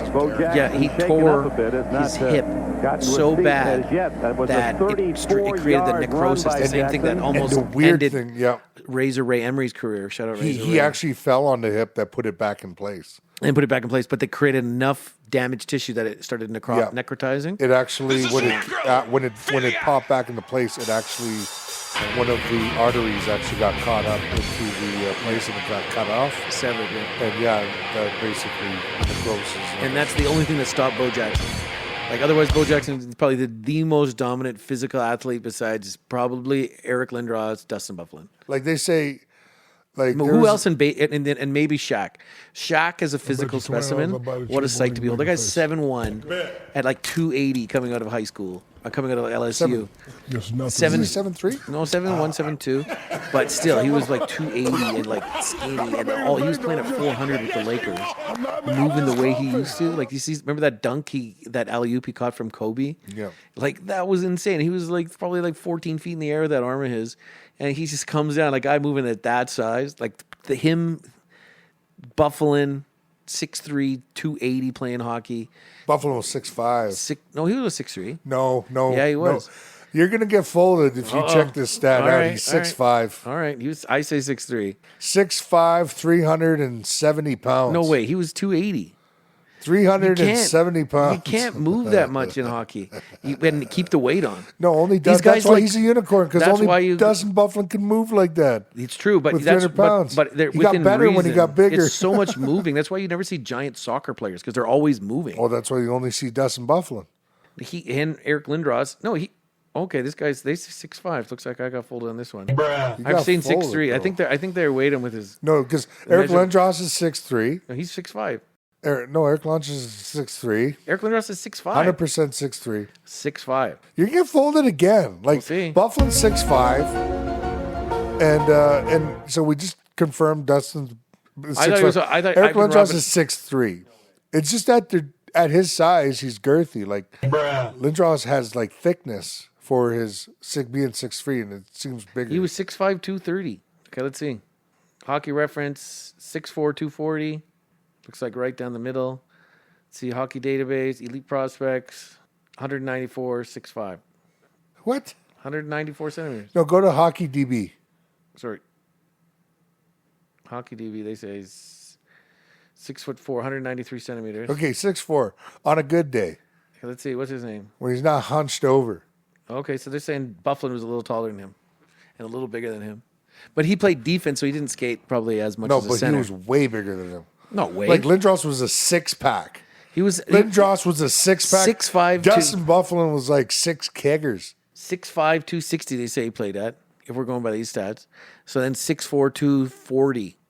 That's closer than you think for a center and a defenseman. They did a thing in Winnipeg where they wanted Dustin Byfuglien to show up on camp. So I got rocked on the Dustin Byfuglien hit, and then nobody. It was a split of 1 centimeter. Nobody wants to get rocked by Dustin It was a Buffalo. split. It was like we both managed to stand each other up and just walk away from the hit. Yeah, On the yeah. Eric It was Lindros kind of one. picked down the middle, Too much 6'3", violence. 6'5". Too Yeah, much he's right pain. there. But that's still Just walk humongous. away. Like I'm 6'3", and like I'm a relatively big guy when I was playing hockey. Small in basketball. Oh my goodness. Boys and girls, guess who just walked through the door? The warrior Guess who of the just wasteland. arrived? Joe The man Fucci. himself. Part 3 coming up. Part 3 coming up. We have Joe, The star of the show, Juck Chief. There Yeah. we go. Uncle Randolph the himself. son of Cyril Sneer, Cedric. He's back. So yeah, like getting into like those two guys in hockey, like physically they're probably the biggest unicorns in hockey. And I think in other sports, Bo Jackson, football and baseball, definite rare Well, I one would like say that. Chris Pronger would fall in that mode. Okay, Chris Pronger, maybe, yeah, 6'6". 6'6", man. That good. Zdeno Chara fits in it too. So there's a few Yeah, in hockey history. Zdeno Chara, There's a yeah, few in yeah, hockey but history. it took Bobby him a Orr while. changed the game. Like Pronger came in and he was like Gordie dominating. Howe, Howe's unicorn. He changed the game. Going We're- off topic here. You know, we're going back to unicorns, but you know, we're talking about your number 2, Bo Jackson. Yeah. We're talking about the best unicorn. He's physical not like a comparison. huge guy because Bo Jackson's what, 6'1", Yeah, he was like 6 foot. 6'2", He 230. wasn't insanely big. He was just like physically a freak of how much power he could produce Yeah, for his size. yeah, he's like 6 foot, 6'2". Let's 6'1". Let's see. Yeah, he's definitely 230. 220, 6'1", 220. That's what they rate him at. 6'1", in baseball. 220. Yeah. My hunch. And he was an 8-war player at that time. His career. Oh, okay. His career, 8 wars. So how many seasons did he play? He had one 3.5 season, one 2.5 season, then the hip injury with Chicago, and then he really lost his momentum. But he was trending to be a valuable, like, But he kind of went to above average baseball player. after the hip thing. The baseball thing made more sense. I think he kind of. No, he stopped playing. He didn't even go on. He played one season with Chicago, and then it was just too hard on his hip, and he quit. Yeah. But yeah, he was a freak. He was a unicorn in a way. Like as a tailback, that big and fast. And then as an outfielder, he was able to crush home runs, make The some power, wicked throws. like the throws he would throw from outside in the field to like home base. yeah. One of the most legendary throws. Not a single, like guys would get the bounce. He threw it clean in a straight fucking laser right to the fucking catcher. They're gonna put Yeah. the guy out. Amazing, man. Like that stuff gives me shivers. Like that's the thing. Like seeing the plays that Bo Jackson, just seeing the highlights of what he's done, it gives me shivers because you know that there's no other guy in the world that can do that shit, even Yeah. today. There's nobody who can replicate that. Like two sports, baseball and football, and like I could see a Deion Sanders before you'll see a Bo Jackson, like a dominant, like skilled position player who takes a lot of abuse, like a tailback, and then a power hitting outfielder. We'll see a Wayne Gretzky, a Mario Lemieux, a Gordie Howe before we see another Bo Jackson. I don't know. That's why I think these guys are all unicorns. Well, this is You the tough just thing. won't. The tough thing is You that won't. everybody works out now. Bo Jackson didn't work out. Yeah, he was natural strength. That's definitely freak. And like Mario Lemieux, he just smoked cigarettes all the time. He didn't even work out too. He didn't work out until he came back, made his comeback, Yeah. which is insane. Yeah, because his main skill was the endurance and the hands, right? Like, Maybe if he worked out, his back would have been able to hold up, eh? yeah, maybe. But I think it was cancer that really screwed him up. It was that really slowed him down. Yeah, too. Yeah. And then knowing that you're never going to catch Gretzky's records and probably basing yourself on an internal competition Just between him and drinking Gretzky. himself like just silly every night. Just think I'm never going to reach the great one. Yeah. So number 2, Bo Jackson. Number 3, Marlon Brando. Who's your number 1? Well, we have to go historical figures. I was thinking about it. I remember I was kind of thinking about, geez, Alexander the Great. How that conversation we had up at Diener's folks up at Alexander's in Stony Plains, Alberta. Shout out. I know Dino's grandfather there, who owns it, was talking about Alexander, and I suggested he needs a marble. He needs a Bust. marble of Alexander in there, man. I think it's a good idea. So it's interesting you bring this up because But that's not my goal. Yeah, I was thinking of it because I'm thinking historical. So I got movie, I got sports. yeah. I guess I was going to go historical. Well, if I go historical, it'd have to be the guy, Yeshua, Jesus guy. I don't think there's going to be a conqueror that would do it without conquer nations without actual aggression. And but I think Jesus would be my from what he accomplished as a carpenter guy, no education, transforming, I guess, transcending religion, I guess you can say. And, empire, right? Like him Yeah. creating a religion, so to speak, based on his deeds and his teachings.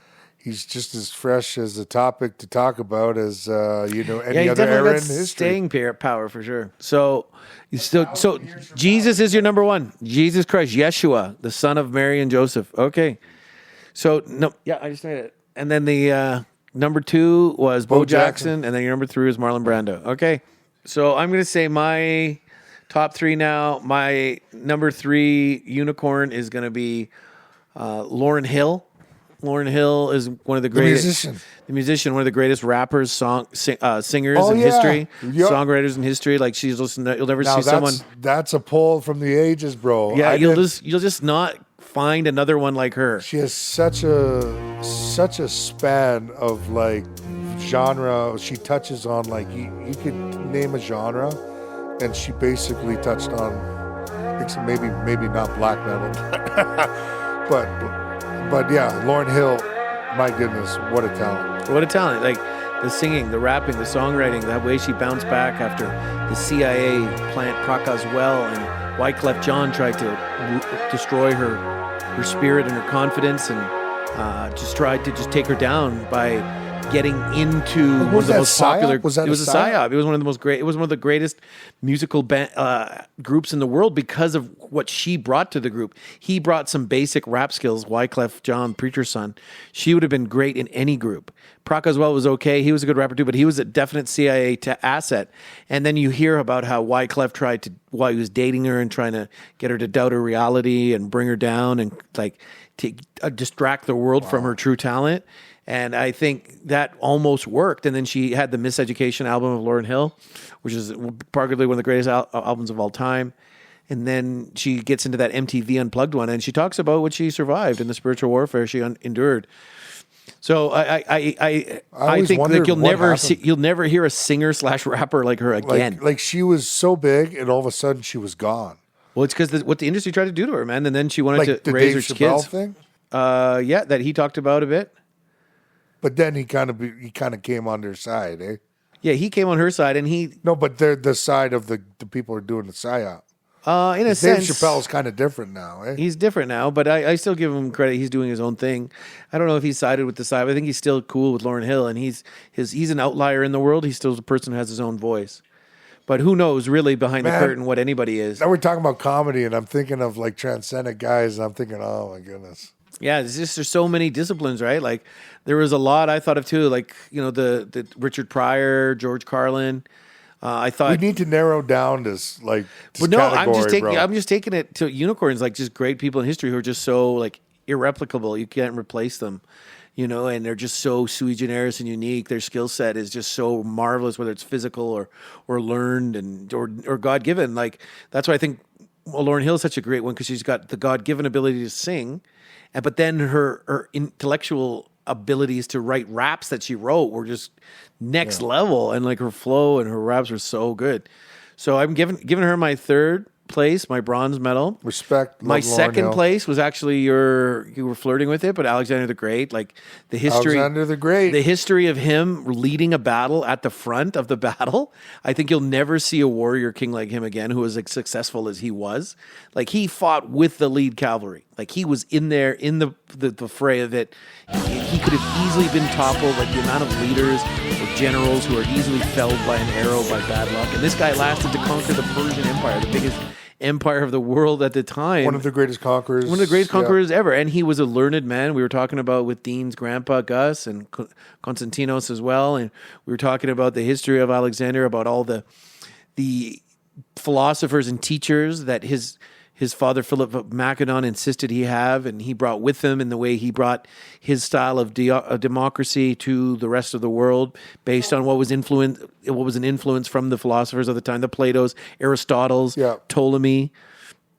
So, yeah, I'd say he's my number 2, just based on his sheer martial prowess, like his physical prowess, to be like when the stakes are at their highest, or your life is on the line, fighting in a vanguard, and then being able to be a tactician, and then to be a governor to govern an empire that big after your conquest. And then do it all before you're 25 years old. And do it all before you're 25 and then die at 31. That's crazy, bro. Moosed it out. It's incredible. It's incredible. And from the Macedonian people who were in Greece, they were a small city-state at that time. You know, they weren't the Spartas.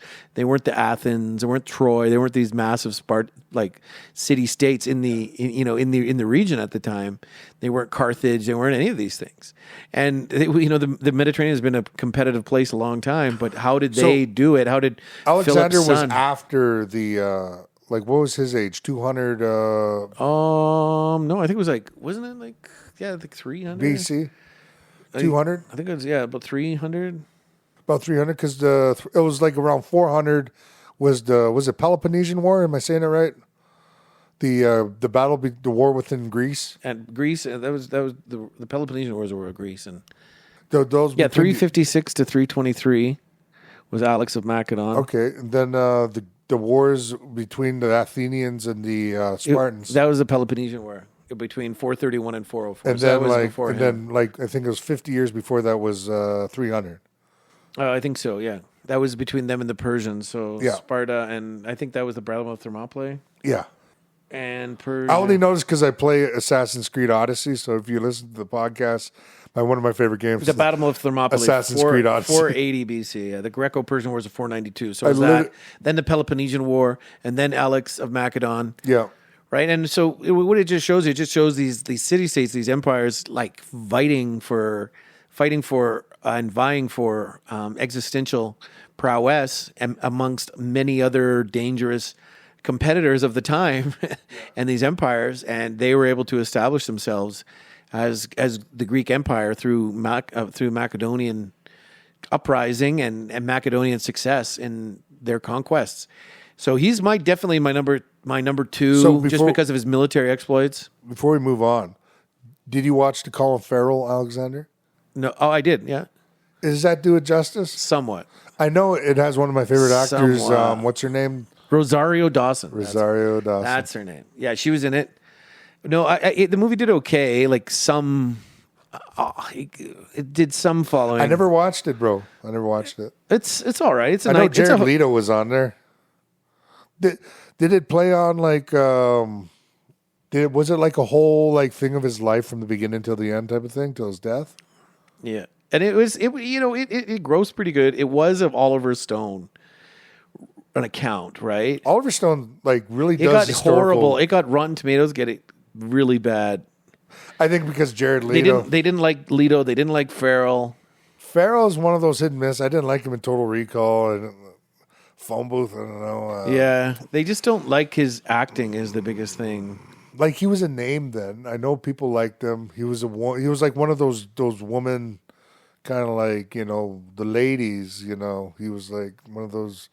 What do you call it? Like Pierce Brosnan type of dudes, eh? Where dudes are yeah, he's whatever, but really for the ladies, they're he's oh yeah, we'll go. He has a nice little Irish accent there. Eh? He's a cute little man. Let's go looking for Colin Farrell playing a Greek man, playing a Macedonian. Let's go watch it, lass. All right, I know you love it. I know it'll get the engine running, but that's what it is. Sadly, that's what it is. But you know what I'm saying? If the only thing you're saying is bad casting, then a movie can't be that bad. And it was historically somewhat accurate. So it's just a real tragedy. But I have watched that movie. I wouldn't recommend it. Apparently, the director's cut is the way to go. It's a better telling, more breadth to it. But it's an Oliver Stone script, and he does good research. He's a talented writer, and he's Oliver Stone for a reason.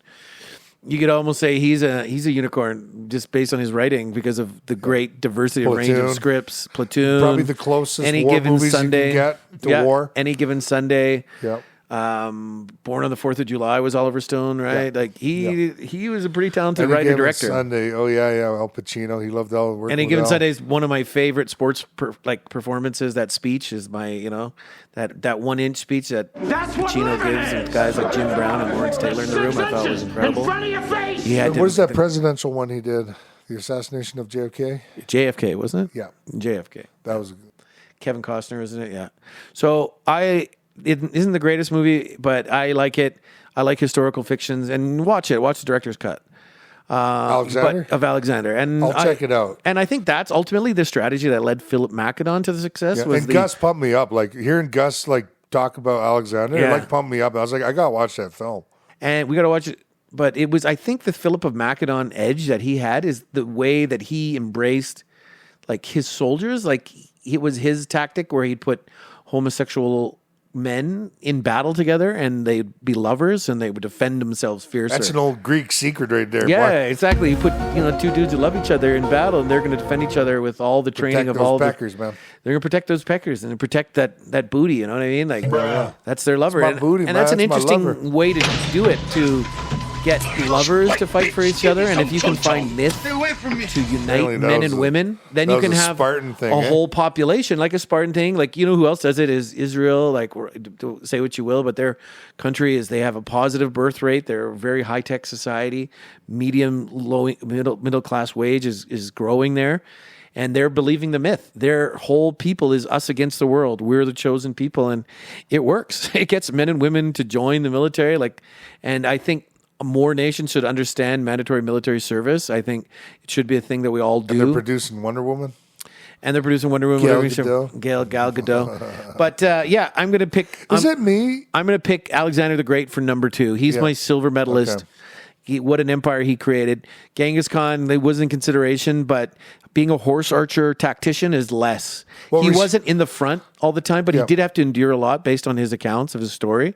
Like, he did endure a lot of poverty and hardship. Like, he was kept prisoner and he was almost killed, and somehow he managed to survive and construct one of the largest empires in human history, if not the largest. So definitely he gets consideration, but Alexander, based on what he did all before 26, and he beat the 27 club. I think he lived till 31, 32 or something like that. Yeah, we're going into like delving into historical. You should call this the podcast of the historical Flames fans. I don't know if you guys are we're a students of variety history podcast. or We not, do what we but want here, and I'm not ashamed to do admit it. who I we was want thinking when we about an want. athlete, and I think I have one athlete in mind. We still haven't got your gold, Zach. My gold, though, is Nikola Tesla. I think he is a unicorn. Nikolai, oh, what a pull, bro! The amount of patents that That guy never has. even crossed. The only thing that crossed my mind is like maybe Elon Musk. No way. No, but in my mind, I was thinking like, is he? Would he be in this category? Because he gives me great internet and rural, like the best internet in rural Alberta. But Nikolai Tesla is a legit transcendent human being. Transcendent. And there'll never be another like him. The amount of patents that he discovered, how he changed life the way he did because of his inventions and talent, and then his humanity to give these patents Humility. away, and the humility as a true artist. Almost did all of it for free. Yeah, he didn't want almost all of it. Like, he would have bankrupted his first benefactor when he built the hydroelectric dam, because the contract they wrote was such that they'll give you $1 for every megawatt of power. And they're like, my God, we'll be bankrupt at that rate because of how much power he was generating out of that hydroelectric station. And he ripped up the contract, and he took out like a settlement, like a few $100,000 instead, when he could have been a legit quadrillionaire with his patent. But It wasn't about money. it wasn't about money. It was just about the tech, advancing people, human race, the human species. making life better and more efficient. And AC power. Yeah. And all the other things. He invented wireless technology like 1910, but there was just no infrastructure, and it was just impossibly big to think about an infrastructure for that. Look what we had to go through just to get digital tech and then get all these towers set up, and then now we can support wireless. This guy saw it 100 years ago. He was the guy said the Great Pyramid was a battery. was a battery. He's my gold pick for good reason. He's also from former Republic Yugoslavia, from Sarajevo. So Joe, don't hold that wiener like that. I I feel don't want to hear you see you hold a wiener like that again. I feel a special Just connection to him. cradled it a bit. Jeez, I was looking at that sausage too long. Don't worry, I won't. I'll cut this part out of the pod, Joe. Nope. So yeah, he's from Sarajevo. He's a local boy. He's a Slav, and his story is incredible. Just hear him gag in the background. I'm trying to just leave it in. Fuck, don't take it out. He's gonna chop it up too much. Fuck this guy. So yeah, he's my gold pick, and then my honorable mention is Eric Lindros. Eric Lindros, what he did with his You love Eric Lindros. Yeah. He almost made of every historical. Yeah, he's every the honorable human mention being in the world. I had to throw something to the He's sports in the fans. top 10, he's at least in the top 5 of Zachariah's. transcendent. Honorable mention. Like honorable mention means you don't place, but you're there. You're in the world, the space up. You're in the thought. You're in the thought. Because I had to make this somewhat about sports. You picked Bo Jackson. I picked like Eric Lindros just because of his ferocity. Your bronze was my bronze was Lauryn Hill. Lauryn Hill, great poll, and then Alexander the Great. Yeah, you actually have a very impressive list. Nikolai Tesla at the top, and then all of a sudden Eric Lindros. Honorable mention. Honorable mention. Okay, he's a physical freak. What he did with offensive skill, his size to be able to inflict the amount of punishment that he did on the forecheck, body checks, and fighting. He was a unicorn player. You'll never see another player like him. Because of Bo Jackson. Because of Bo, exactly. So, but yeah. I would say Eric Lindros for when he came in. That's probably like even as a young guy. I remember everybody just talking about Eric Lindros for like a year because he didn't go to Quebec. He just went back for another. Was it Canadian Juniors? No. He just didn't report. He didn't report, eh? And then they hired him to the Canada Cup. Remember, he went to the Canada Cup. Well, they had that Canadian development system where Sean Burke came out of, and all these other guys. The Canadian National Development Team. Yeah, and which they need to bring back. Kent Manderville. They really I agree with need you. to bring that Kent back. Manderville. Manderville, eh? The old flyer. And old Flame, Maple Leaf too. Oh, yeah. But I think he fits just because we'll never see a power forward like that. I remember when Ethan Belchetz was scoring some goals last year. Like, let's look into this kid. Well, he's a winger for one. And two, he's a big softy kid who doesn't get punched in the mouth enough. And so at least that's what he is right now. But Eric Lindros at this time was dominating. Yes, he was dominating men when he was 16. And men at 17, 18. 17, 16. Yeah. Like, what was it? There was this one. What was it? There was these guys telling the story. He was playing in the Olympics or something like that, eh? And was it the Olympics? But he was playing with like grown men. I think it was the Canada Cup. And yeah, it might have been the Canada Cup. And like these guys are taking liberties, like chopping him up. And he goes to the ref, and the ref just basically looks at him. Hey, quit whining, little baby, and like, it's gonna be like that now. Freaking bodies just start flying everywhere. Eric Lindros starts cleaning up people left and right, just crushing guys. This freaking young 18-year-old is just destroying guys because the refs ain't going to help him out. He's trying to be nice and all. And okay, well, just flip the switch. And that's the thing. Like when you watch his highlights, the craziest thing is watching his faceoffs because he doesn't even try to win a faceoff. He just bulldozes whoever's in front of him. Just bulldozes them right out. He was impressive, and I watch all those clips of him, the old highlights when he's at his heyday running amok. He was literally running amok. Like he could just go wherever he wanted. If he wanted to hit you and hurt you on the forecheck, he would do that.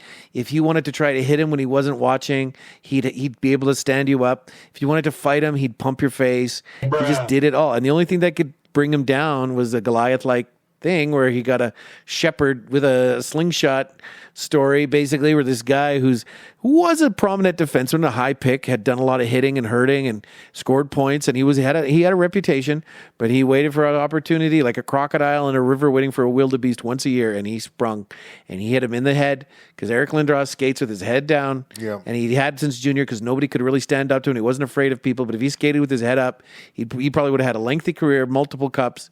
They were on that trajectory, but Stevens has a list. He has a list of guys. He did, and you could say he's kind of a dirtbag. The amount of people that he's ruined. Francis, Korea, Shane Willis. Yeah, that was the toughest one because Shane Willis, I think, was All of them. Yeah. He irreversibly Sammy Kapanen. damaged Sammy Kapanen. He damaged so many brains in the NHL, and that's what made the NHL so. He's a brain surgeon. He is, and that's what made he was like an evil brain surgeon. He like lobotomizing people, and that's what makes the NHL such a more dynamic and interesting and compelling game to me than any other sport. Football, they play like 6 minutes, and you can't fight.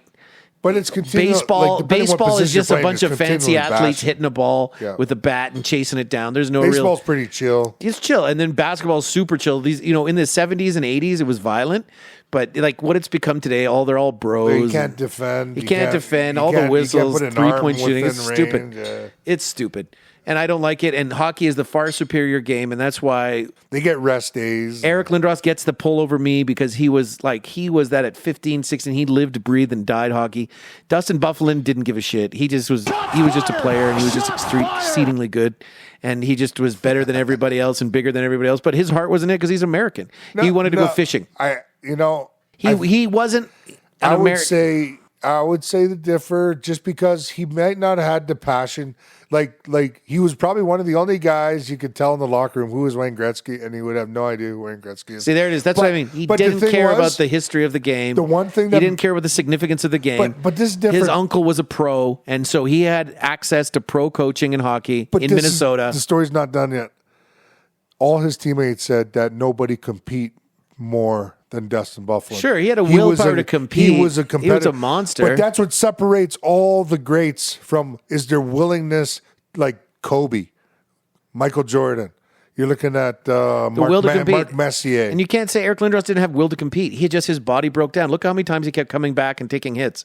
The amount of concussions he fucking took after his brain was scrambled numerous times from violence. Yeah. He kept coming back. He just never won because he never could. But he looked good in Toronto. He looked good in Dallas. He looked good in New York. But he was never what he once was pre that hit, that Kasperitis hit and that Scott Stevens hit that just ruined his trajectory. But anyways, hockey, I'd say, is a more violent game. I give Dustin Byfuglien a lot of credit as a unicorn. Don't get me wrong. He just wasn't a hockey fan. He was an athlete and a professional, but he wasn't a hockey. And he was exceedingly good at it. And he could compete at the top level, then that's just the way it is. In the NFL, he's just another lineman. You know what I mean? No. What position does he play in the NFL? Well, name me another NFL guy who can skate. Well, I'm saying if he got into football. Now you're comparing. You're doing No, that's like why a, hockey is the you're doing most. like an, Hockey is the most difficult sport to play because nobody else can skate. Sure, and that's what makes it another reason why it's so great. And Dustin Byfuglien was one of the best skaters. Sure, he was a good skater. He was a terrific skater. For his pro size, skater. Terrific to be able skater. to stop on a dime and move the way he moved. Sure. But if you take him off skates and put him in NFL football, what is he? He's just another lineman. If you take any player, if you take Eric Lindros, he's probably not even a great lineman. Well, Eric Lindros in the NFL, you put him in the States, he's probably a quarterback at his size. Like a Ben Roethlisberger. That size. But if you put him in Texas with that compete level. I think you put Dustin Byfuglien as a freaking quarterback, he'd be. Yeah, maybe. If you could. If he. Like we're talking about some very hypothetical stuff here. Playmakers. Like you could see Eric Lindros as a tight end, talk maybe. Horses then. I would say Dustin Byfuglien would be like between a thoroughbred and a Clydesdale. Yeah, and I'd say the same thing for Eric Lindros would be like a quarter horse and kind of a Clydesdale, but yeah, Clydesdale quarter horse, yeah. He's a little bit more speed, whereas with Byfuglien has more size. Thoroughbred, just straight up, just has, that. No. I don't know. The horse analogy is a little tough. But as far as athletes and putting these guys in different sports is a neat thing. Putting Eric Lindros and a basketball player, he's probably like a two-guard point guard. Dustin Byfuglien, he's like a two-guard point guard, but he's probably like a Charles Barkley. This is what makes... Because he has the girth and the athleticism, because Barkley was 6'4". You know his girth for sure. He was a big guy. He's 280. You really are He's the 280. most He's a big guy. bastard in... 260 he played at. That's a huge weight. With his Jedi prop powers, he could feel Joe's girth right now. That's the size of a power forward at his center, but at 6'5", right? He's probably like a Charles Barkley. At basketball? This is what makes my list, my podium with having Bo Jackson on there so great is because he's the only guy that can go in two sports and become one of the best in each of those sports. No, he wasn't one of the best in baseball. He was though. the best. When he was healthy, He was an anomaly. He was a legit when he baseball was player. healthy. He was a 3-war player, but he wasn't a superstar transcendental baseball player. He was projected to go that route if he didn't get injured, but yet he was 3-war. still able to be a baseball player with a plastic hip. He was he slowed down. He was still a professional with a plastic hip, bro. For a couple seasons. And he played several seasons. That's why he's the only athlete to ever do that. He's the only athlete to ever do that. And he played in two sports well. There is no other athlete that playing was the Big Four ever to do that. And not only that, to not even work out Yeah. and do it. To play the Big Four. And that's why I think And Dustin Bufflin's The another guy only- who never worked out too. and the only other stuff that would have developed Dustin as an athlete would probably been hockey, basketball, or football. Yeah, maybe baseball. In Minnesota's a lot of good athletes come out of there. Well, Popeye Jones said his son Seth could have played basketball. Well, yeah, because his dad was Popeye, and he had decided to become a defenseman. He said his son could dunk when he was 16. Yeah, but you got to. What does Seth play? He's 6'5", 230. He's got to be a guard, a 2-guard, or he's got to be a He point got guard. to shoot. Yeah, it's stuff. You got to have I've never handles seen and him shot. play though, so I can't make that's a hard judgment. But he's a big body. So as far as unicorns go, like in physically, the three unicorns in the NHL is probably it's probably Bufflin, probably Lindros, probably Lemieux, probably Fleury, Bobby Orr. Zdeno. Dominic Hasek. Bobby Orr, he wasn't exceptionally physically special, but he did change the game. He did change the game. No. Bobby Orr transcended the game. He did. changed the whole way the game was played. Yeah, and I which give him makes that. That's a unicorn. I get it. But even too with when we're talking transcendent, like Mario Lemieux, Wayne Gretzky from his passing and the way he used the team game. I don't know. I would say like Dominic Hasek, just because I think he's the best goalie of all time. I think how he dominated the NHL from the mid-90s to the mid-2000s. I think that he outdid Waugh in their prime. He basically brought Czech Republic, a team that had no business being in the gold talk. Well, they did to a have gold medal in Yager. 98. They did have Yager. They did have Dimitra. They did have some pretty No, powerful special players. Dimitri's Slovak. The only other guys they had, wasn't all Czechoslovakia they at had that Robert time? Lang. Robert Lang. They had Peter Caberlet, Svoboda. They had Hammerlick. They had Caberlet. They had some quality they players. had Robert Reichel. Remember Robert Reichel? Yeah, and I wouldn't say He it's was no business.